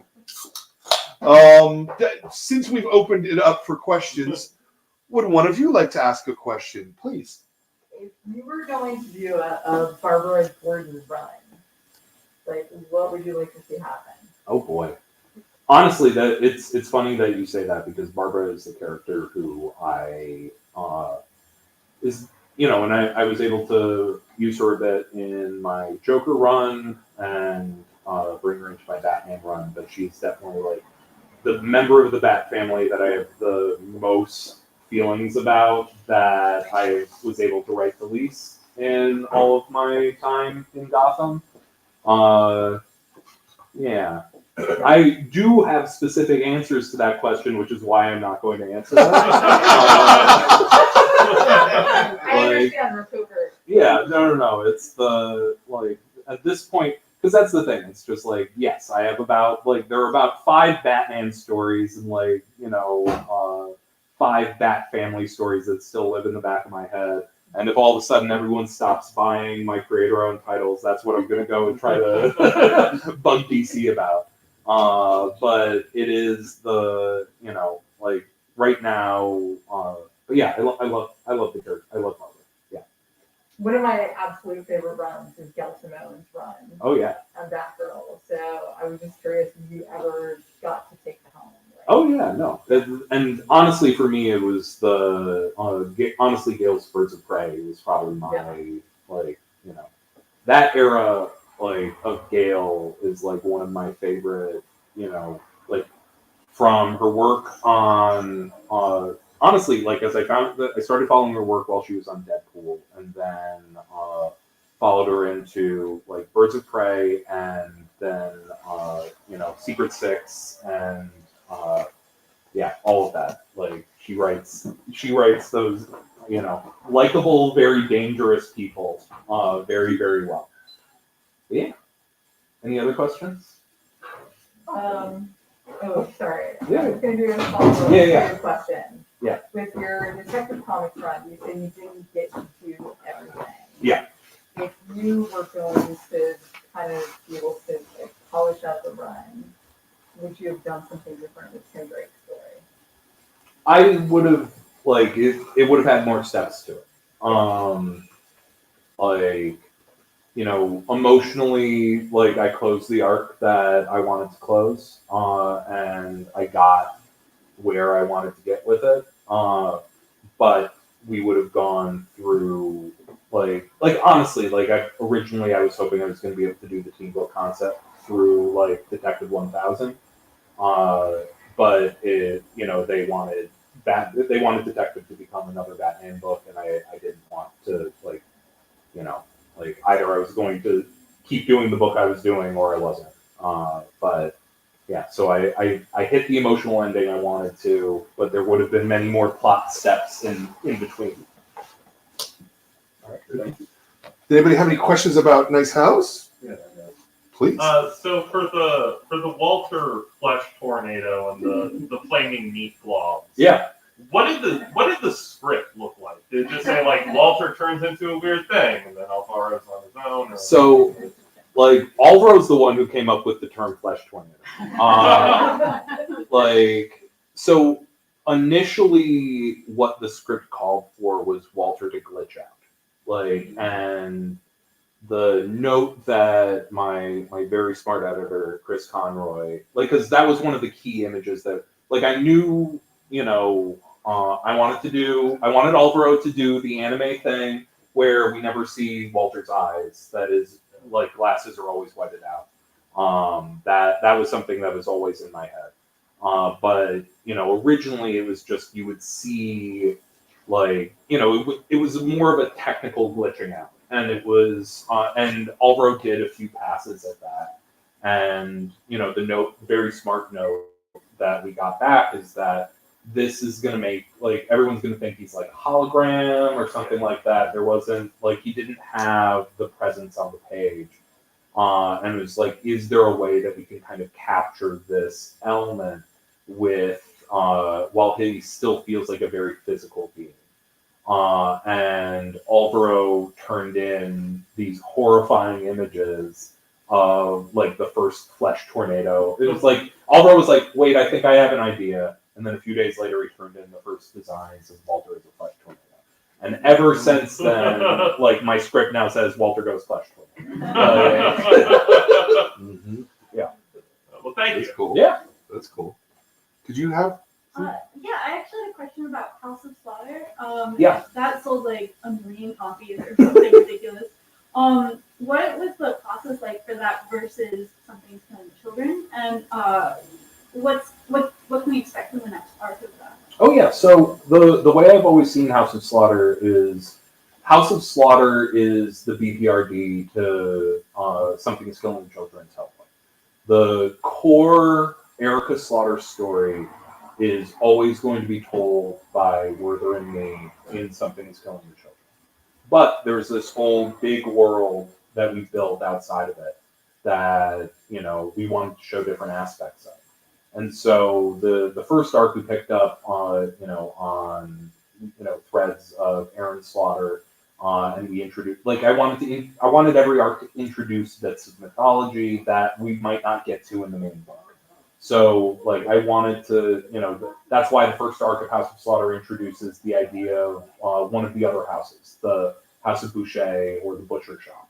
The other American house in the Order of St. George in New Orleans.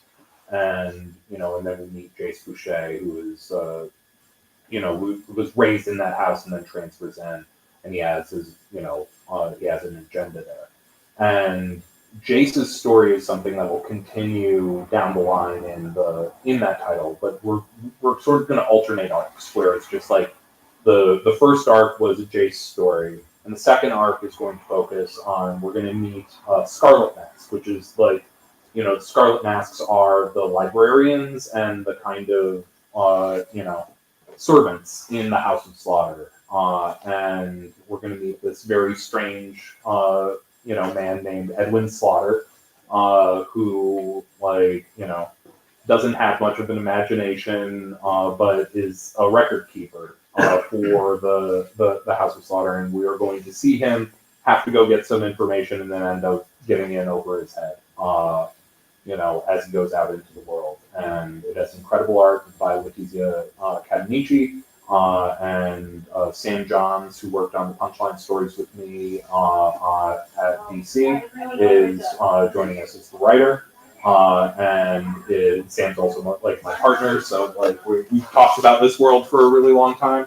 So it is I'm very excited for people to see this next arc. And then the arc after that will bring us back to Jace and continue to peel back layers of the story of the House of Boucher, but also still have ties to the titular House of Slaughter. Especially because the whole first story takes place before Aaron died, and what's the next step of that story is what happens when Jace finds out. So we're having weird to go from that to we're having fun with that. It's playing. It's playing with the full range of the mythology, and seeing what cool stories we can tell there. Yeah.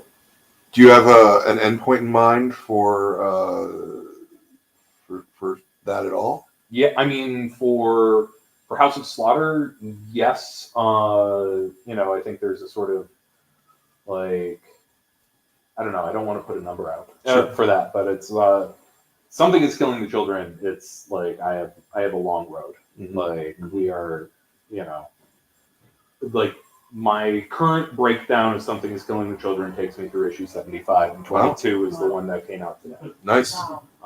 So that one is like, I was talking about I want my shelf of the 10 volume,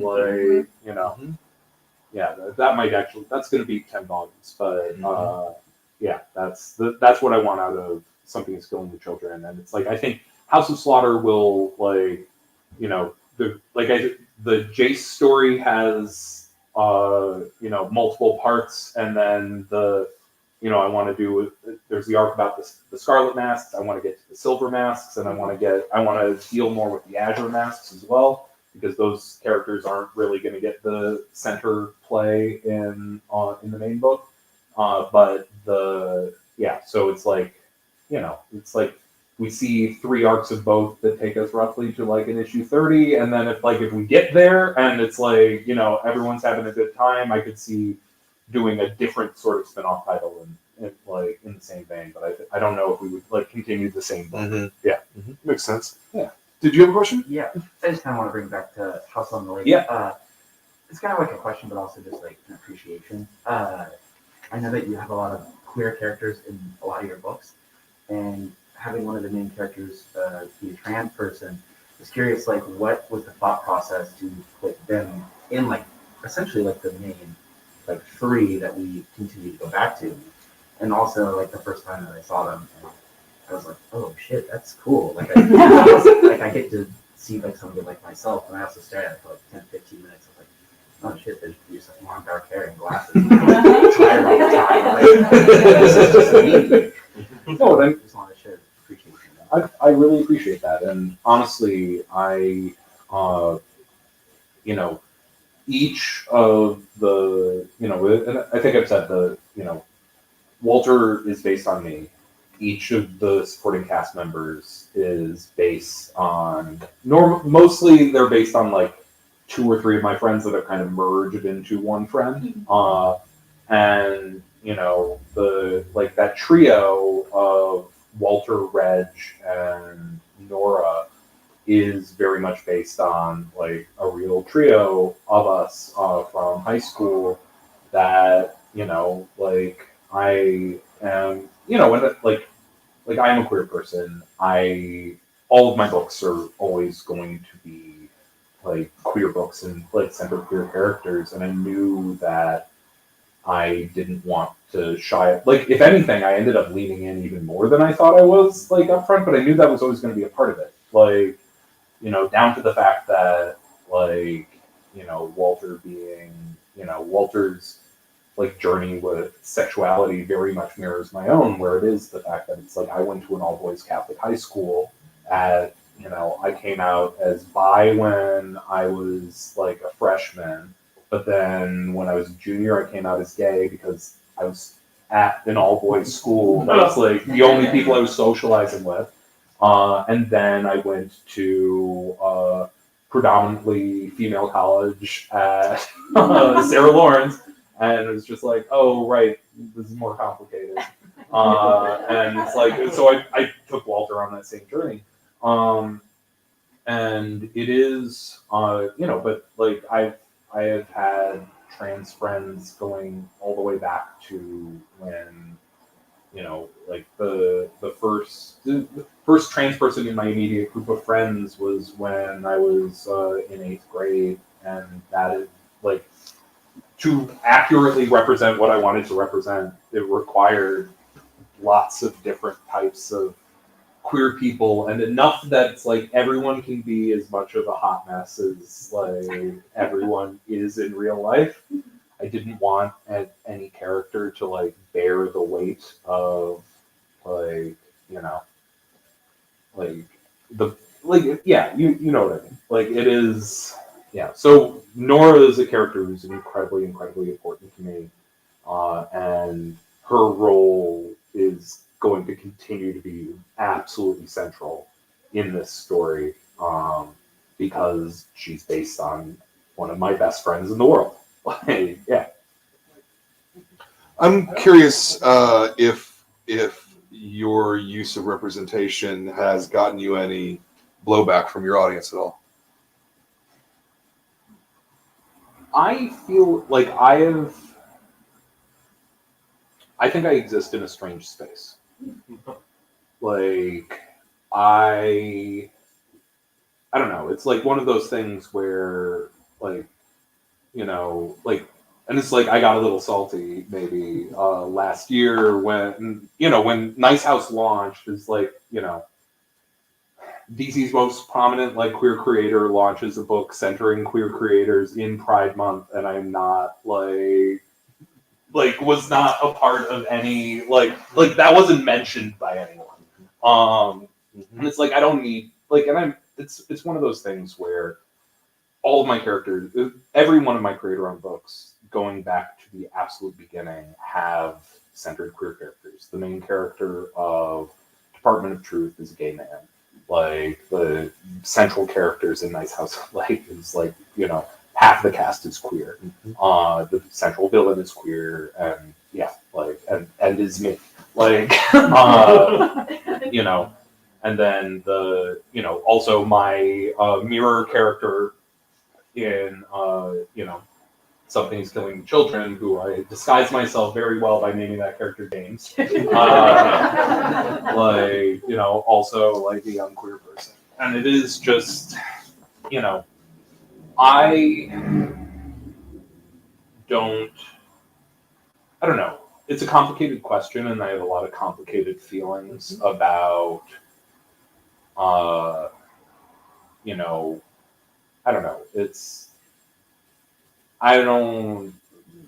There are things I don't want to say that I feel about how the conversation around representation gets weaponized. Sure. In this, when it's just like, it's like, but I do have I have a very basic agenda that's been my agenda since I was 15, which is like, okay, I want to do every type of story I loved when I was a teenager, but I want to see myself in it. And that is what I've been doing step by step. And have never and it is something where I do like that my books, because I don't know, I've always tried to find the sales point of the book, and I think part of this is I grew up in Wisconsin in the Bush era, and it was so it is one of those things where I am always going to try to sell it's I like the fact that I can sell a book that stars queer characters in a red state. And that has always been, and I can do that without compromising what I want the story to be. Right. But it does, it does mean that it's I don't necessarily talk about my, my queer agenda. Yeah. Yeah. But I have one, and you get a couple beers in me. I was almost asking it the other way around. I mean, and the reason this was in my head was because on Sunday for the kids club, we talked to Sarah Afagi and Nadia Shamas. Yeah. And they were talking about the way that people were treating them as Arabic creators, and it really shocked me that, that people were saying things to them. And I maybe I'm just lucky to live in San Francisco, so I don't see this kind of thing. And I was just wondering if you had gotten any blowback from people, particularly in red states. I haven't gotten that much, and I think part of it is I am I'm a white guy. Yeah. And I write in a style that I think is still in more of the classic Vertigo mold rather than what they perceive as what's ruining comics, Right. which I think is I find infuriating. It's one of those things where it's I am writing the sort of stories that I most want to write, and I do want but it is one of those things where like there are a bunch of people who have identified that it's just like that there are, you know, like they just zero in and attack these books. And on top of that, I think that there are a lot of times that there are a bunch of creators who are, you know, put in a position by companies where they end up bearing the brunt of, you know, a lot of ill will because the company, while not having been given the tools to actually, you know, succeed in the space. And I don't know, I'm dancing around more indelicate feelings on this subject because I have a lot of strong feelings, and one of my, I don't know, personal goals has always been, like, especially in, you know, the modern, like, you know, in the last few years, is like when I bring on creators, it's just like I want, especially queer creators that I work with, it's like I do not want them to feel boxed in into only being able to tell certain types of stories. I don't know.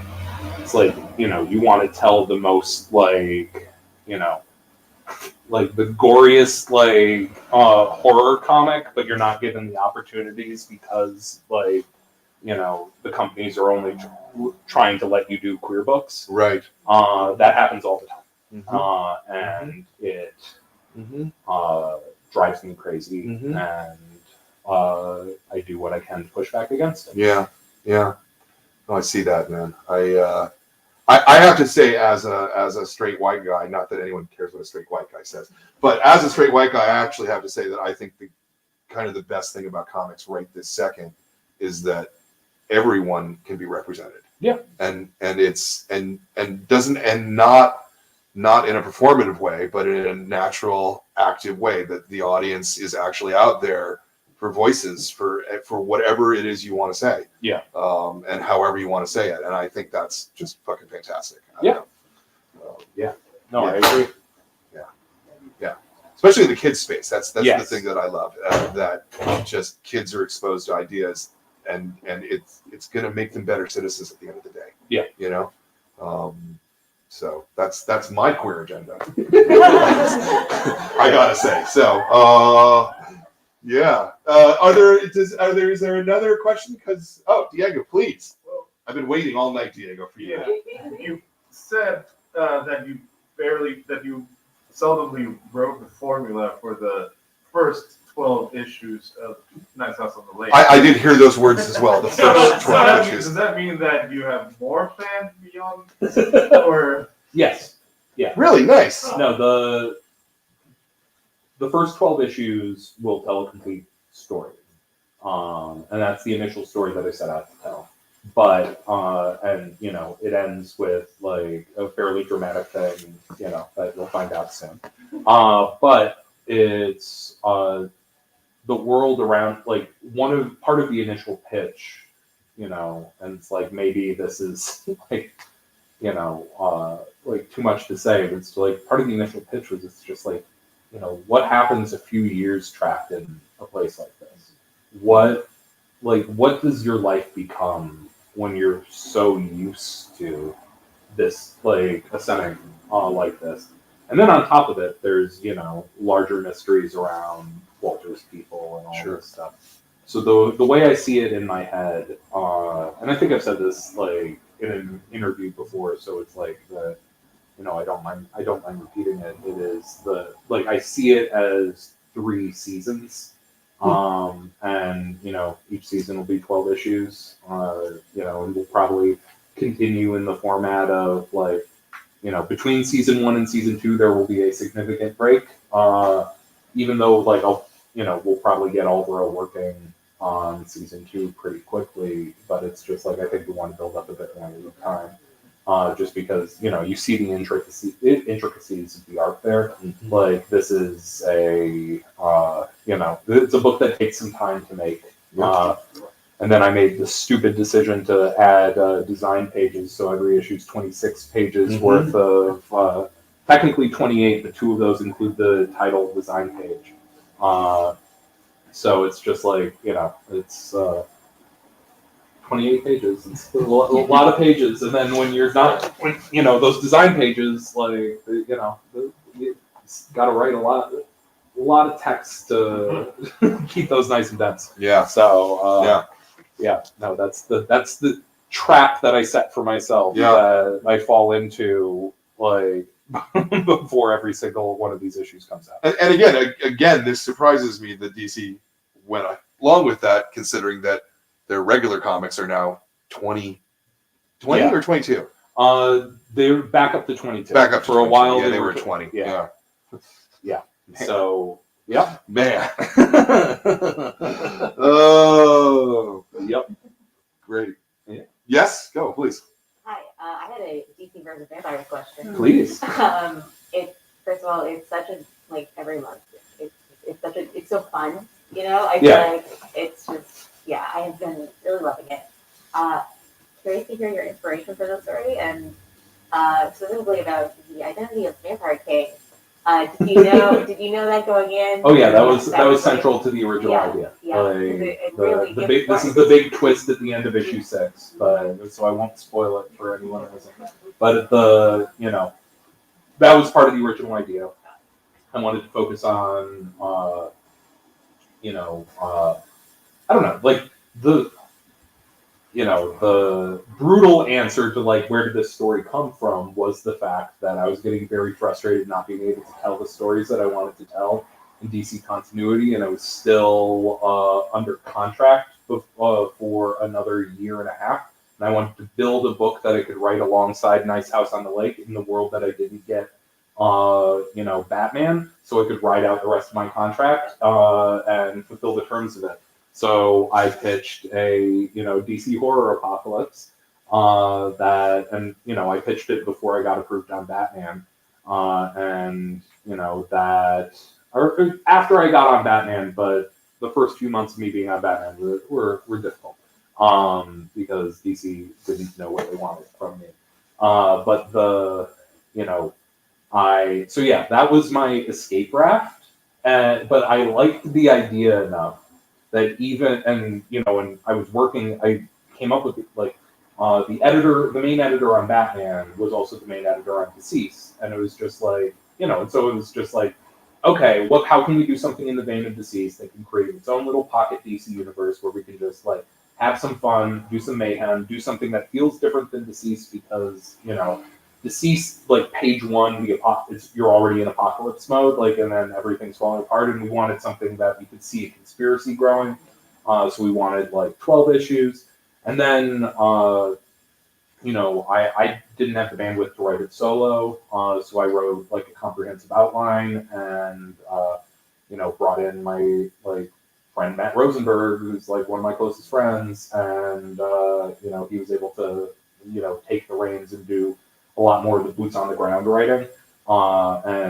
He is also the reason that Green Arrow is as big of a character in it. Like, all of the Bat family stuff is very much like, that was my agenda, like, heading into it, and all the Green Arrow stuff is very much Matt's agenda coming into it, and it is it all blended together really nicely. Yeah, it really does. Cool. Yeah. Please do. Hi, James. Hey. I am very drawn to strong women in your Yeah. comics. So we've got Erica Slaughter, we've got Jessica and Cecilia, we even have Adelaide, right? Yeah. And my very favorite is the Lady in Red. Yeah. So I wanted to know, how do you base these characters on? Is there somebody in your life that you write about, or is it just kind of concepts of strong women?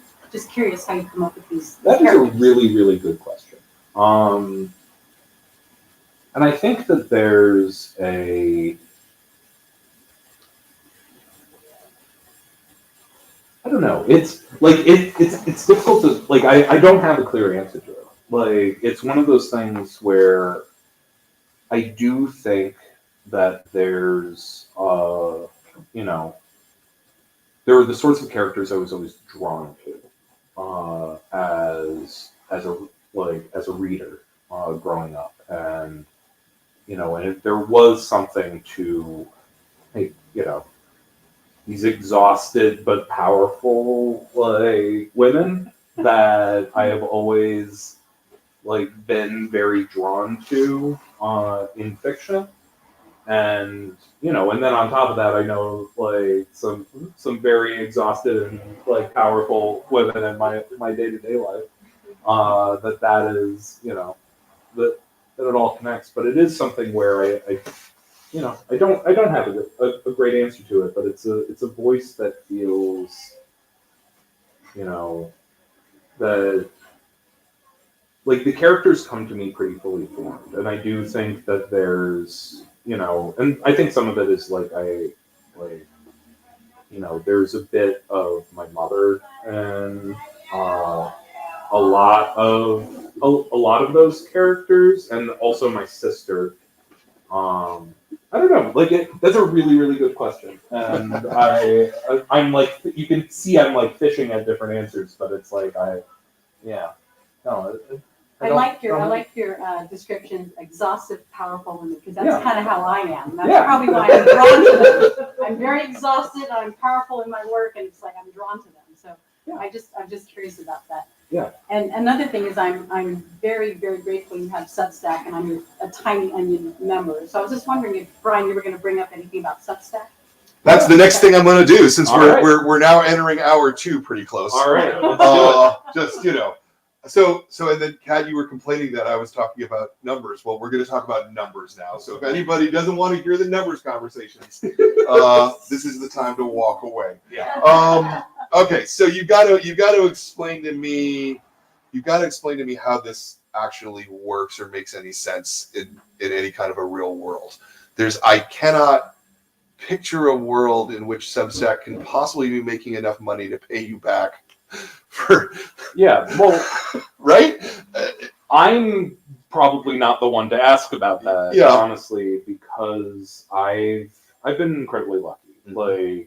And so part of it is, like I mentioned, I created this, I built my Substack newsletter in the fall of 2019. And it was a free newsletter at the time. And, I used it because a handful of other comic creators were using it at the time. And I just I built my, it was my mailing list. It was just I was trying to build this mailing list. I was trying to funnel it all in, and I built up a really good following over, a few years where I had, different facets of my readership. I had a decent following from retailers through, I had a decent following from my readers, and I had a decent following from the collector's market that is, rampant around my books. Mm-hmm. And so, Substack reached out to me shortly after this book launched, actually. And this was, and it was a deal that makes no sense. Still makes, it is just and I mean, these numbers are out there, so I'll talk the gross numbers for a second. Is they, were going to give me a $500,000 grant. It would be paid out in 4 chunks over the course of a year. For me to do 100 posts over the course of that year, which basically works out to 2 a week. And the goal would be for me to create comic content that would run through the site, but I would retain full creative control and ownership over everything that I did through the site.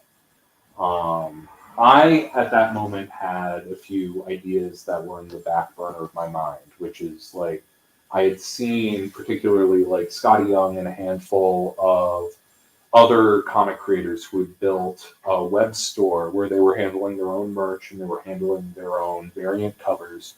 That, and I had been in the system where it's I was I wasn't in a system where I was able to just fund the creation of my own variant covers and all of this stuff. So it was, aside from one every now and then, but it's just okay, can I partner with someone to build a new store and all this stuff? and basically build the infrastructure of something that even if when this deal dies out, like could continue and be a good source of revenue for me, and also allow me to just like make a cool thing when I wanted to do it. The biggest thing that I finally put out in the world is I wanted to make the version of the Erica Slaughter bandana that should have existed, like, you know, like the like we had the neck gaiter that you have, but it's the like, you know, the actual bandana like she wears in the comic. And it was one of those things where it's like, okay, yeah, no, I want to be able to build this. I knew that to add anything to my plate, something had to give.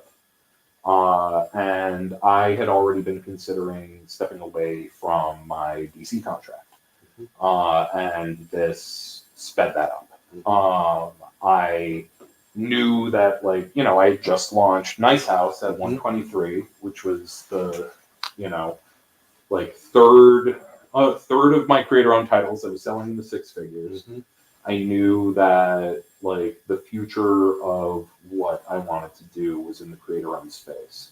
And, you know, the biggest issue in starting a creator-owned project is that startup capital.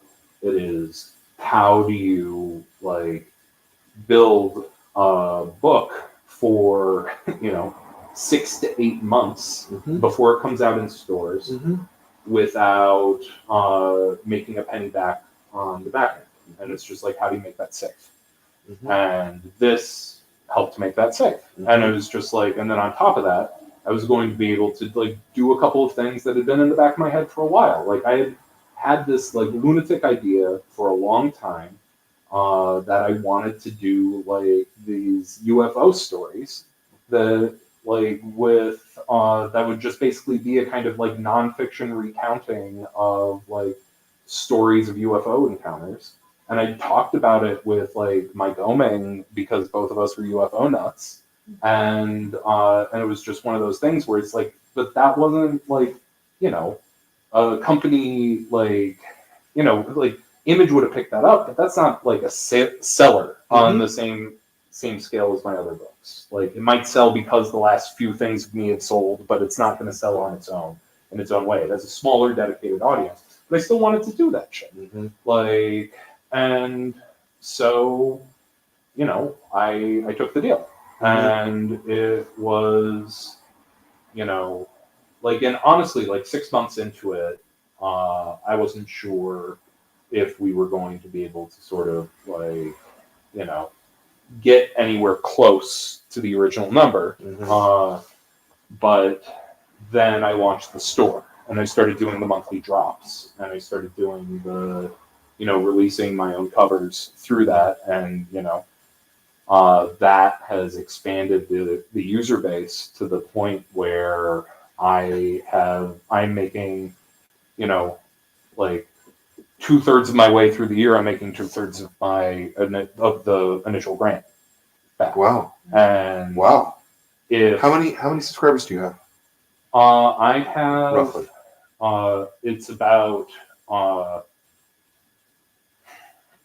10,000 free subscribers, and that's the total number. I have about 2,000 paid subscribers, and about half of those are at my under half of those are at my premium tier, right? Which is they get like fancy gold covers. Yeah. So the math on that is not that. If honestly, if it goes up for the next 3 months the way it's been going up the last 3 months, I might hit the number by year 1. Okay. Like, and that'd be crazy. Right. Like, that's not what I was expecting to happen. Right. But it allows me to continue the projects that I was going through this, and you know. No. If someone offers you $500,000 with no strings, you'd be an idiot not to do that. I totally love all of that. I just, you know, I worry about the moves that a lot of people have made, both with Substack, some of the Comixology stuff, where what ends up happening, it appears to me, is the materials being taken out of the ecosystem. Yeah.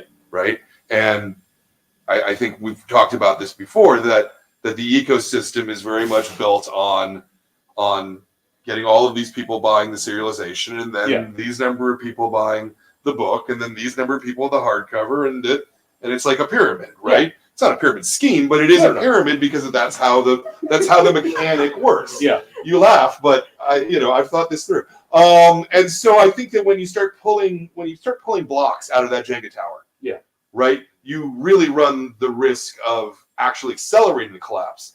Everyone who seems to talk about this publicly is always talking about how a lot of it is how they're talking about how they were afraid that the market was going to crash and they were trying to find some other way around it. Yes. But every step that's in there, including a lot of Kickstarter programs and all this stuff, is taking that material away from the market and taking away our ability to do it, and certainly we were talking about Kickstarter before, there's a couple of Kickstarters or Kickstarter-like crowdfunding things that look really like great projects to me, but when I look at the number of people who are supporting it, it's a number that's not unlike 2000, which that book would sell so much better in print as an object, it's the issue is how do you it's who's willing to put the upfront money to get to that end state product, and that is the biggest problem that we're hitting. And also, what do you have to give up to get that? There is right now, like people talk about Image is the only game in town for pure creator-owned comics and the direct market space. And because of that, you are, you're a little bit at mercy to, what are the trends of Image at a given moment, and their bandwidth. This is the next couple of months are going to be really interesting because we are going to see the first wave of the Substack books hit, including mine, The Closet, in stores in June. Which is that's going to be interesting. It's going to be very telling. But how's it coming out? What is it coming out as serialized as a comic? Yeah. It's I haven't gotten the solicitation yet. That's fair. And so it's the first time it came out as 3 PDFs through my newsletter over the course of the last 3 months. And now in June, the first print issue will come out, and it'll be 3 print issues. It's in the format of I did a trilogy of series of Boom years ago that were 3 oversized issues each, Mimetic, Cognetic, and it's kind of and Eugenic. And this is kind of in that same mode where it's 3 oversized issues. I see it as it's a horror novella, it is, a tight human horror story. And it's, it's got Gavin Fullerton on art. It's real, I'm incredibly proud of it. If you're a member of my Substack, you've gotten to see it early. And, you can read all 3 issues right now, but it's going to start coming out in single issues from Image in June. It'll run 3 months. It'll be collected probably in time for Halloween. And that's how it's going to exist in the world. Okay. Do you fear that some of the oxygen has been taken out of the room? That's the test. Yeah. That's what we're going to see. Yeah. Because right now, this is where this has been my test kitchen. Right. I have the ability to, use the test kitchen because I have, I'm, right now, one of the big questions is what do I do with the next full-scale series that I have that I feel is on the same, size as a Nice House on the Lake or something like that. And right now, I'm not sure that I would put that out through Substack first. What I might do is I might create some special content that then runs as some sort of prologue or something like that, and create additional content that would run it side by side that. But I need to see what the audience is, and I need to see what it does to the print sales. Yeah. But what my newsletter gives me is it gives me direct communication with retailers. It gives me direct communication with my core fans, and it gives me a way to, and the collector base. And, that has been incredibly valuable to me. And it's like this is, you know, and this is still, it's the same newsletter that I've been sending since the, you know, I started on like back in 2019 that I got everyone on board for, you know, like, because Razor Blades was sold through Substack. Like, like it was a physical comic, but it was a physical and digital comic. They were both released simultaneously. I sold the digital stuff through, like I didn't run it on the thing because they didn't have the capability to drop a PDF in it at the time. But it is one of those things. It was like I put in a link to Gumroad, or you could buy the physical copy. Like, and it was the, you know, like. And how many physical copies did you sell? I mean, like, you know, understanding that you were fulfilling it out of your apartment. Yeah. No, it was the first print run of the first issue was 500, and then the second print run of the first issue was 1,000, and then we stayed around like 1,000 to 2,000 per issue. So I mean, it's not that much, but it is one of those things where it's like, yeah, no, I am not going to give up a 6-figure selling comic. Sure. You know, like through this, but it is one of those things where it's the, you know. Well, I guess my question would then become: do you think that Razor Blades would have sold more copies had it been released in a more traditional way? Maybe, but there's no. It being a scrappy, like, you know, it being a self-published project, I think was part of what made it what it was. Okay. Like, this is the, I think there's a future iteration that I might partner with the publisher for it, but it's like, I don't necessarily see that I would, you know, it would be something different round 2.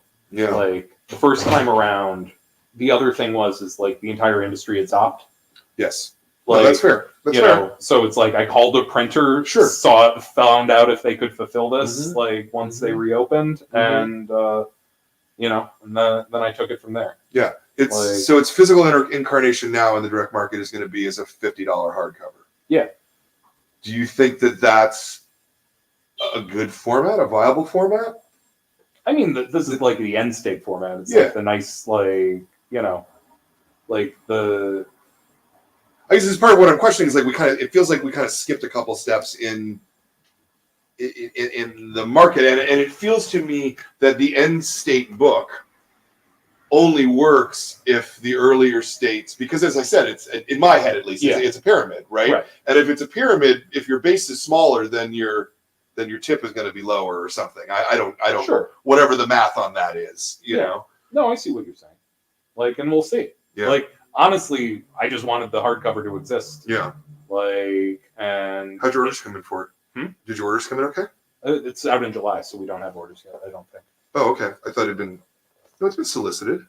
It's been solicited, but I don't know I would have to check my I don't have that off the top of my head. It's all good. Yeah. Yeah. All right. I'm not trying to make you feel bad about these choices. I'm just really curious about like if these things can work, because you know, I mean, like to be perfectly blunt, when I came up with the idea of Razor Blades, we didn't think the printers were going to be open and all of that. I made the decision 1 week before we launched the thing. It's just like, what if we did a print version of this? Yeah. And then I called the printer to see if we could fulfill it. Right. And that first print run cost way more than it needed to. And then we found a second printer for the second print run, and then managed to like make it, and then realized like, oh, if we actually print twice as many, they'll cost cost is better. And it's like, you know, I learned a lot about distribution. I learned about a lot about all this shit, which was part of the point. I wanted to know how each step of it was, but I don't like asking publishers permission to do the sorts of projects that I want to do. I like, it's one of those things where like I've always, like when I see the thing that I want to make it, and then I want to figure out where it goes. But it is one of those things where going to Image at a certain point, especially it's like, you know, before the launch of Department of Truth, and be like, you know, like, hey Eric, Eric Stevenson, can I do an 80-page horror anthology and run it through Image? And, you know, fully creator owned and all of that. And I'm going to just like throw all the upfront money together myself and, you know, see if we can make something cool. And, you know, he like might have said yes, but during that summer, Right. like, I bet I wouldn't have gotten a response to that email. Sure. Like, Sure. So, you know, I went my own way. Mm-hmm. Like, and there were a million things I could have done much smarter about, like razor blades, but the whole point was me figuring it out. Like selling the first issue out of my apartment was one of the dumbest like decisions that I've ever like. Fulfilling that is just the biggest nightmare. Yeah. Like, Yeah. You know, and then I got help for, you know, 2 through 5. You know, and it's also one of those things where, like, what I am incredibly proud of is we were able to pull together, like, an incredible, like, range of creators from, you know, like, from every corner of comics. It's just, like, we had, like, illustration by Tilly Walden. We had, you know, multiple pieces by Josh Simmons, who usually works in, like, the, you know, Fantagraphics, like, drawing quarterly side of the aisle. Like, you know, on top of, like, you know, folks like Ramsey and like all this stuff where it's just like I wanted to focus on, like, you know, these up and coming horror creators who are just making so much cool shit. And then on top of that, it's also discovering so many horror illustrators. And the amazing thing is that since using them in Razor Blades, a bunch of the companies that found them as cover artists, like David Romero, you know, like was someone that I didn't know about before we started the Razor Blades project. And, you know, then we brought him in to do like a whole issue of Department of Truth. And like, he's now getting like cover work at every, you know, comic company because he just does these incredibly spooky covers. He's like lightning fast too. I don't know. And it just also, you know, the other thing is like the utility of that book more than sales. Like the goal was always like, I hope I make enough from this that I don't lose a tremendous amount of money making this.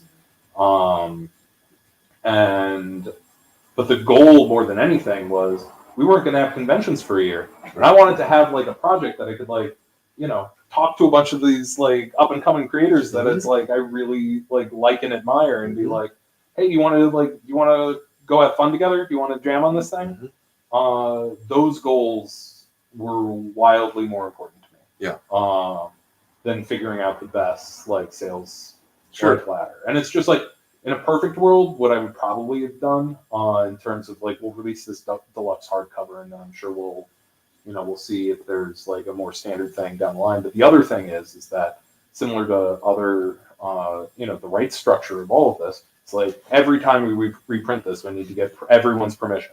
Everyone who is a part of any of these things, which is the, like, you know, it's a big pain in the ass. And, you know, like I'm going to have to do, like, if we make any money on this, I'm going to have to do some awful like algebra to figure out how to like, you know, send everyone a $5 like check. But it's the, you know, like that's the shit you kind of figure out and, you know, like, yeah, and just sort of like find your way through. So you said you were using it as a way to learn lessons, other than, oh my God, packing 500 packages out of my apartment is really, really much harder than it sounds. Because it sounds like 500. That's nothing. I can do 500 in my sleep, you think, in your head. And then when you're faced with the reality of actually packaging up 500 things, woo, that's a lot of stuff. It's crazy. And this is why now that I'm doing, you know, having a variant cover with a print run of about 1,000, like if that sells to, you know, that's the thing I figured out is I needed to partner with someone with a warehouse and a distribution team, which is why, you know, I started having conversations with Steve Anderson at Third Eye Comics, like pretty much from the get-go. He was a huge supporter of Razor Blades from day one, in one of our largest orders.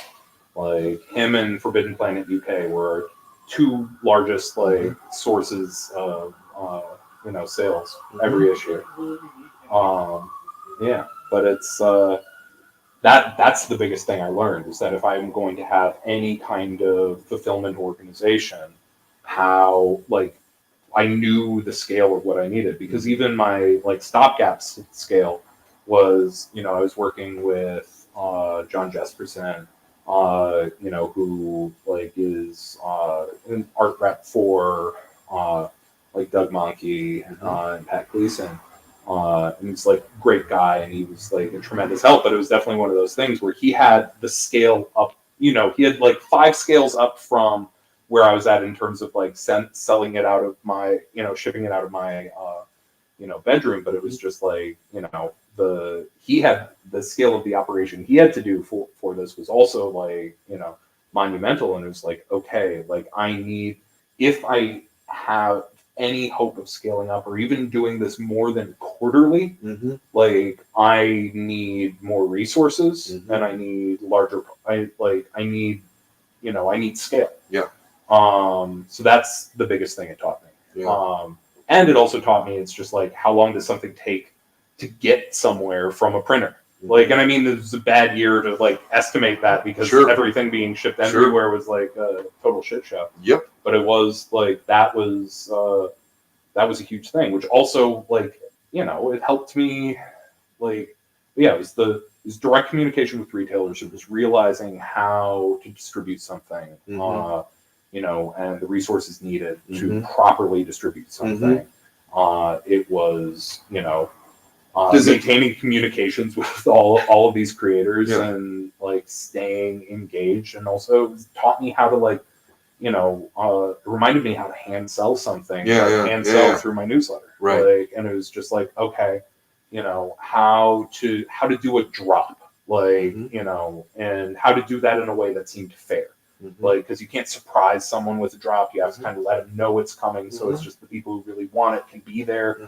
And it's just like, and I made every mistake, like through all of that. But by making every mistake, now then when I had the opportunity to do the scale up of like, okay, now we're shipping, because the other thing I was doing at the exact same time that is I made enamel pins for Department of Truth.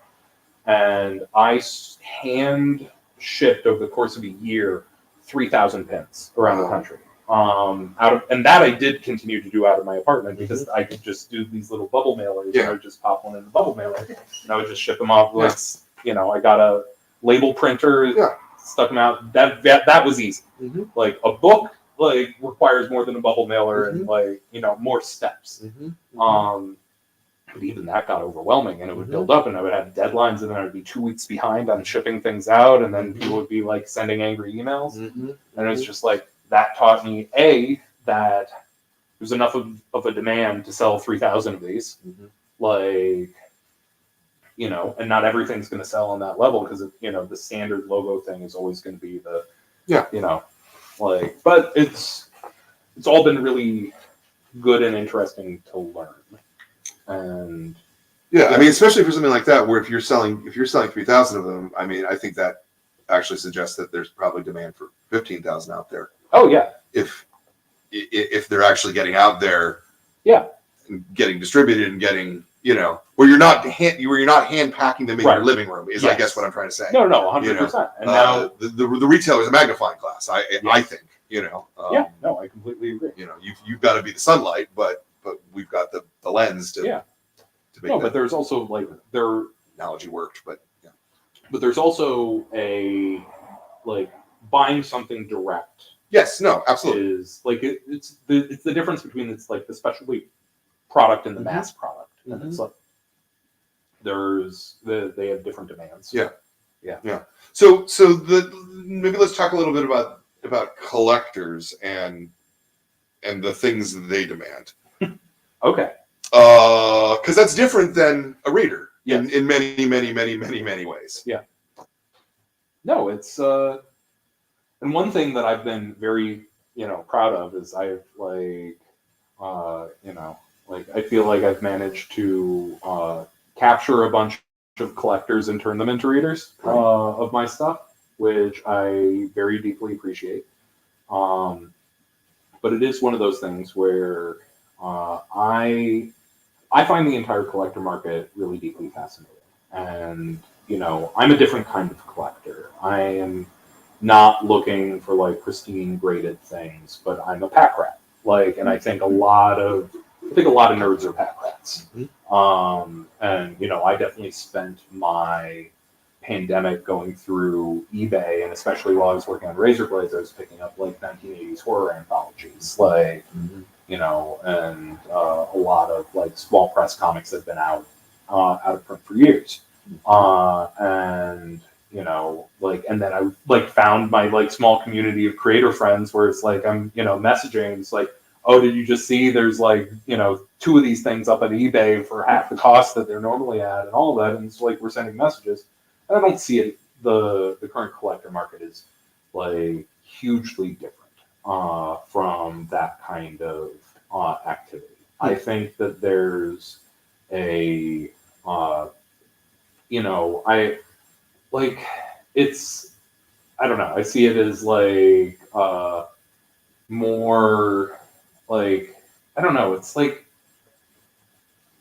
a dad hobby, that I keep saying, where it's just because I've met a bunch of these guys, and a lot of them are guys, and a lot of them are sort of in their 40s and 50s, and they are and they're on a Facebook group or a few Facebook groups, and then on top of being on that, they've got about 5 to 10 close friends, and they have the speed dial of every comic retailer in a 50-mile radius or 100-mile radius of where they live. And they figure out what's the coolest book that's going to come out that week, or the book that's going to have the most value, and then they go and they spend an entire Wednesday or a Saturday or whatever, and then they just they'll visit 5 different comic shops to see if they have one extra copy hidden behind a thing, and all of that, and it's and then they go home and they put it all into spreadsheets and all this shit. Yeah. And it's it is and the community of it is the center of the why they're all doing it. And it's I meet these people at every convention. Yeah. Where there's always the guy who's been doing it for 5 years. Yeah. And then there's 2 guys with him where it's just oh, you just brought me to the show, and it's just this looks pretty cool. Tell me who's this Eric Slaughter, and then it's all pigeons. That sounds pretty cool, man. And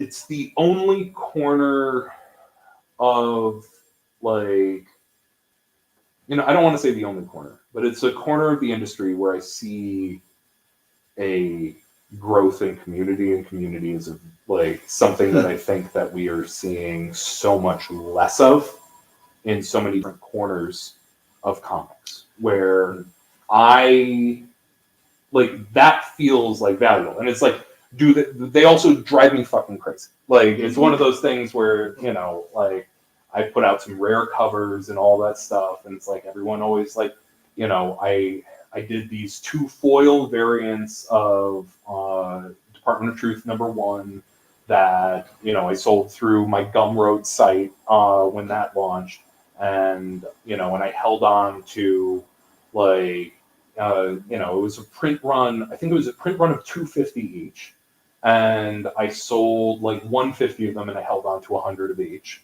and then I sold most of the rest of that 100 over the following year at conventions, and then but I still will get people sending me oh, come on, you have to be able to have just one, and it's just come on, I don't I have 15 copies of each of them, and I'm keeping them. Yeah.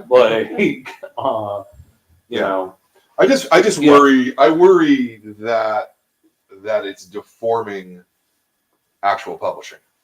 Sure. That publishers are taking actions I'm not ascribing any ill Yeah. motivation to you. You understand? Yeah. But publishers appear to be taking actions to try to tap this base in a way that is changing what they're willing to publish and how they're willing to publish it.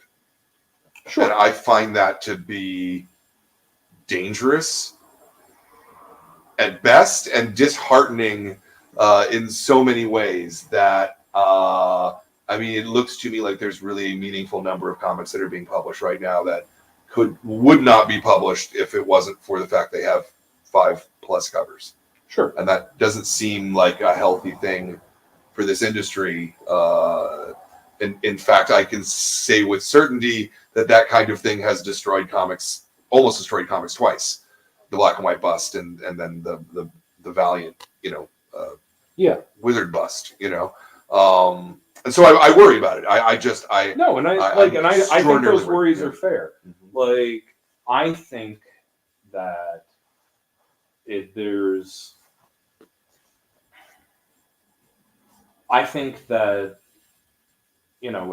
whether we're looking at the symptom or the cause of the thing. Where I think we are, like, yes, there are always going to be opportunistic moves made by publishers to try to make the most money that they can. I think that there is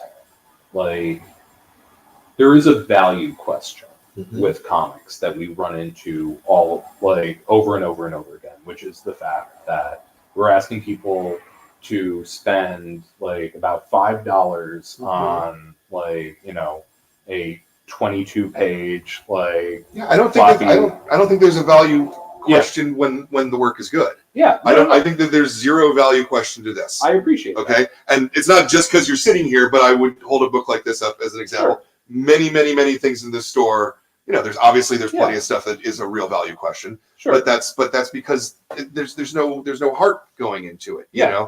I just, when I see, you were talking about how these guys are in groups and they go around to different stores and they buy up the inventory, and what that does is that takes copies out of the hands of actual readers.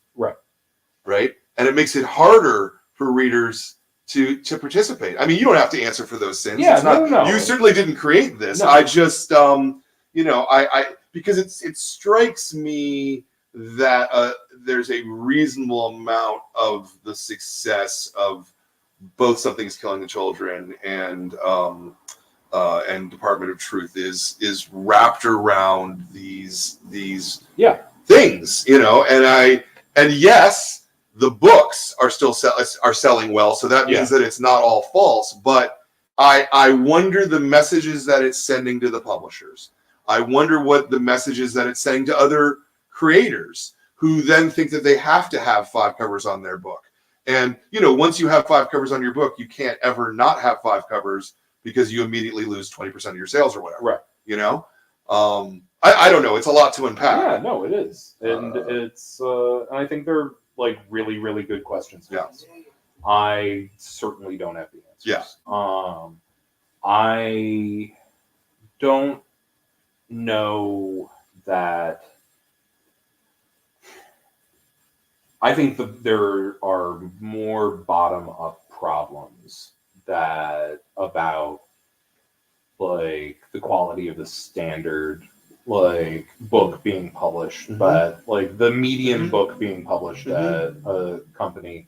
And I also think that we have serious problems of lost readership, and I think that has come from the biggest publishers chasing the wrong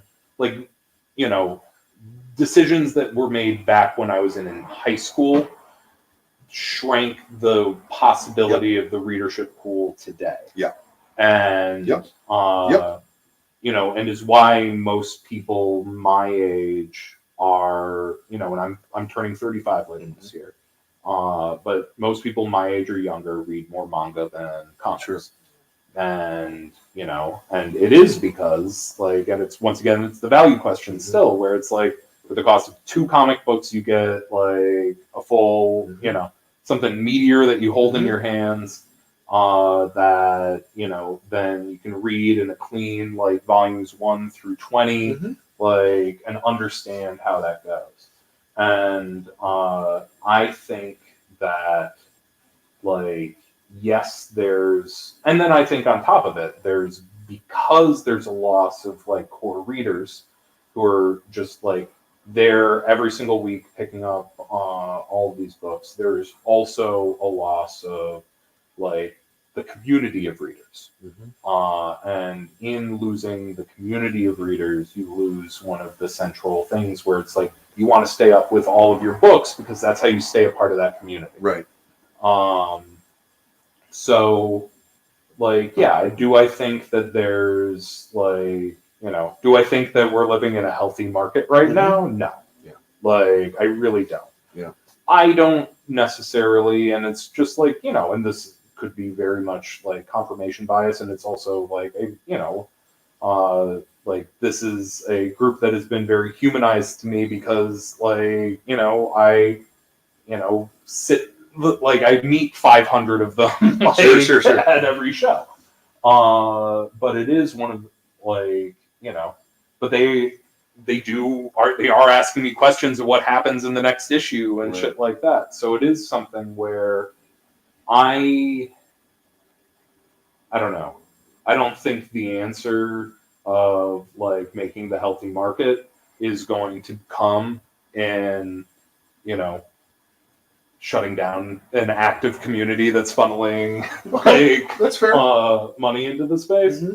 Do I think that there needs to be like a ground up push towards like making more products that, like, you know, weekly readers want to read that through the, you know, periodical side of the comics business?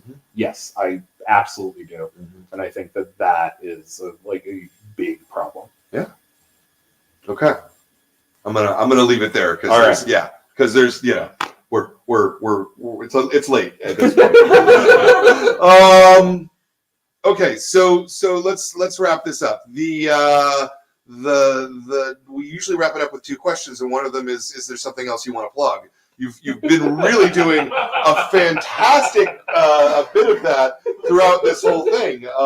In fact, I even feel scooped that there's going to be more. That there's going to be 2 more seasons of this. Oh, yeah. I had not heard that at all, and that's pretty exciting stuff. So buy all my books. Yes, I'm down with that. Is there anything that you haven't plugged yet that you would? I think we've kind of gotten to like every I tried to every be comprehensive. corner Yeah. No, Okay. All right. Then the last question is the last question always is this is a series of interviews. Yeah. We're somewhere in the 200s with this. We get a lot of people who watch this series who want to make comics. Yeah. And don't know how to start or don't know what to do or just don't have confidence maybe.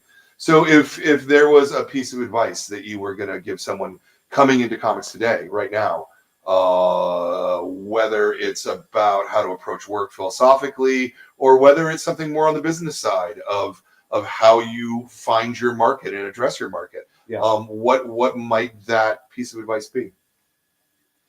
That's a really good question. I think that, you know, the 2 biggest pieces of advice that I have to people who really want to be a part of this lunatic business are, you know, first and foremost is you have to find your people. You need to find like the creators or the people who are reading the stuff that you're reading, the people who value what you value in stories. And you have to talk about it, and you have to pick those stories apart, and you have to like figure out what makes them work for you. That and being a part of like a community of people, it's like even if they're not all reading comics, like this could be, you know, you could be reading books, you could be watching movies or TV shows, like, you know, like you need to like dig in and engage in the stuff that matters to you. I'd say the second like part of that is like you have to indulge your curiosity. When you think you're going down some weird rabbit hole and you're just because you're fascinated in the thing, follow that rabbit hole. At the bottom of that rabbit hole is an idea.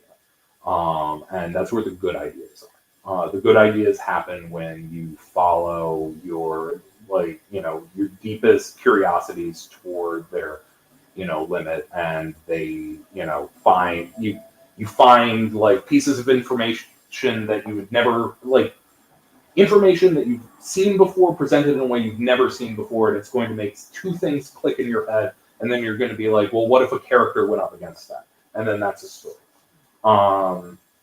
The third thing I'd say is, once you start writing those stories, it's like you do need to, go back to that first group of people you're talking about, all that, share the work that you're doing, find the people who want the same end goal as you, and and then share your work, get better, make each other better.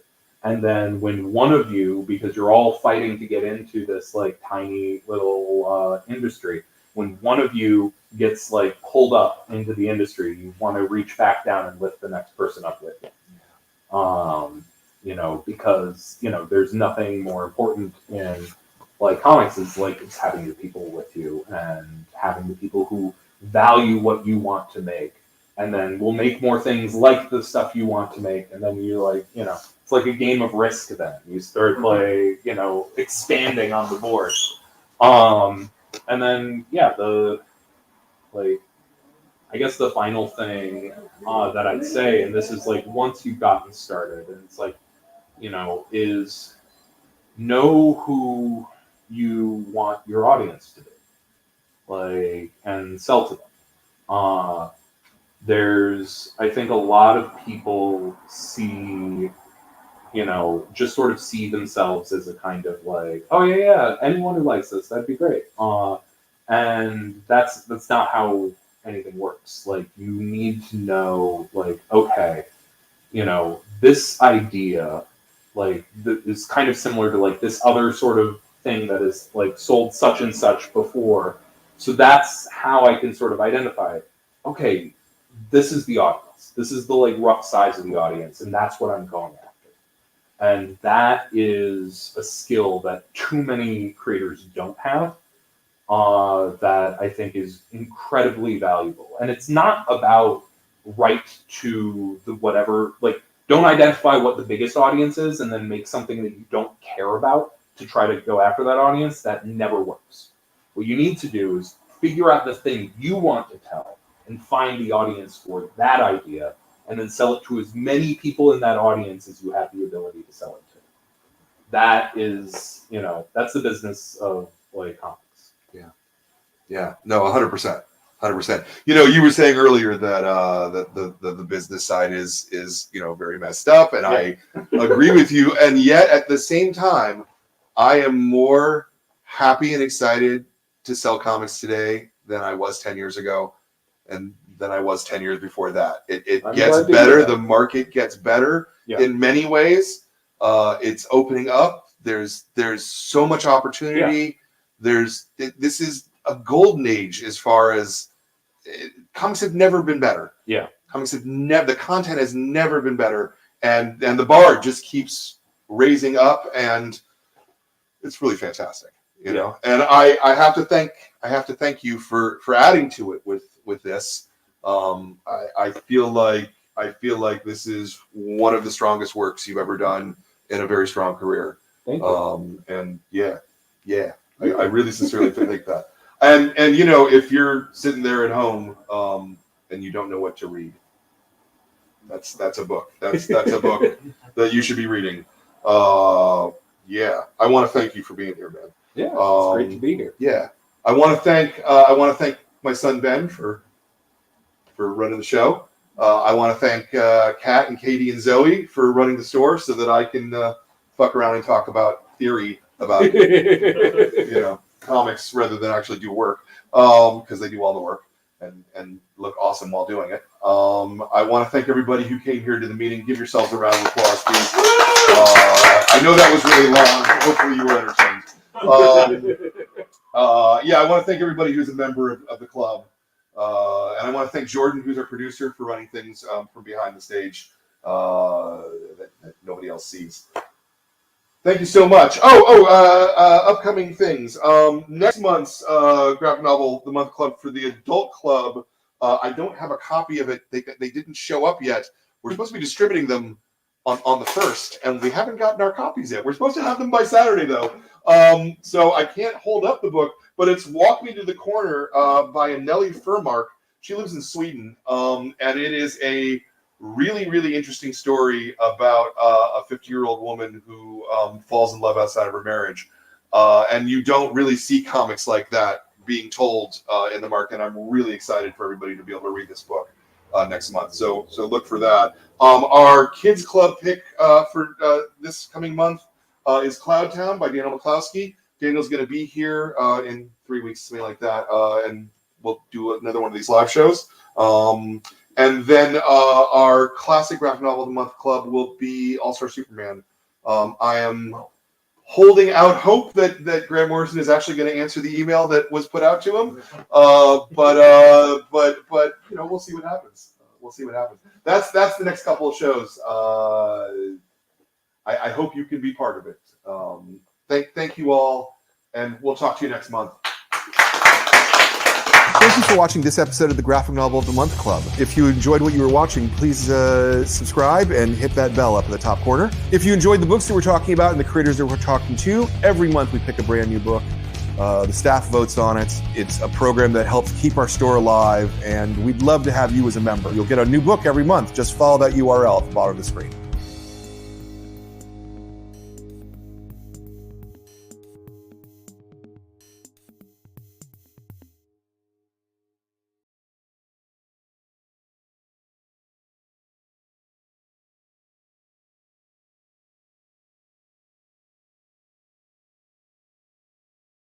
Get thrown under the bus. I was just looking to have a conversation about these things. No, totally.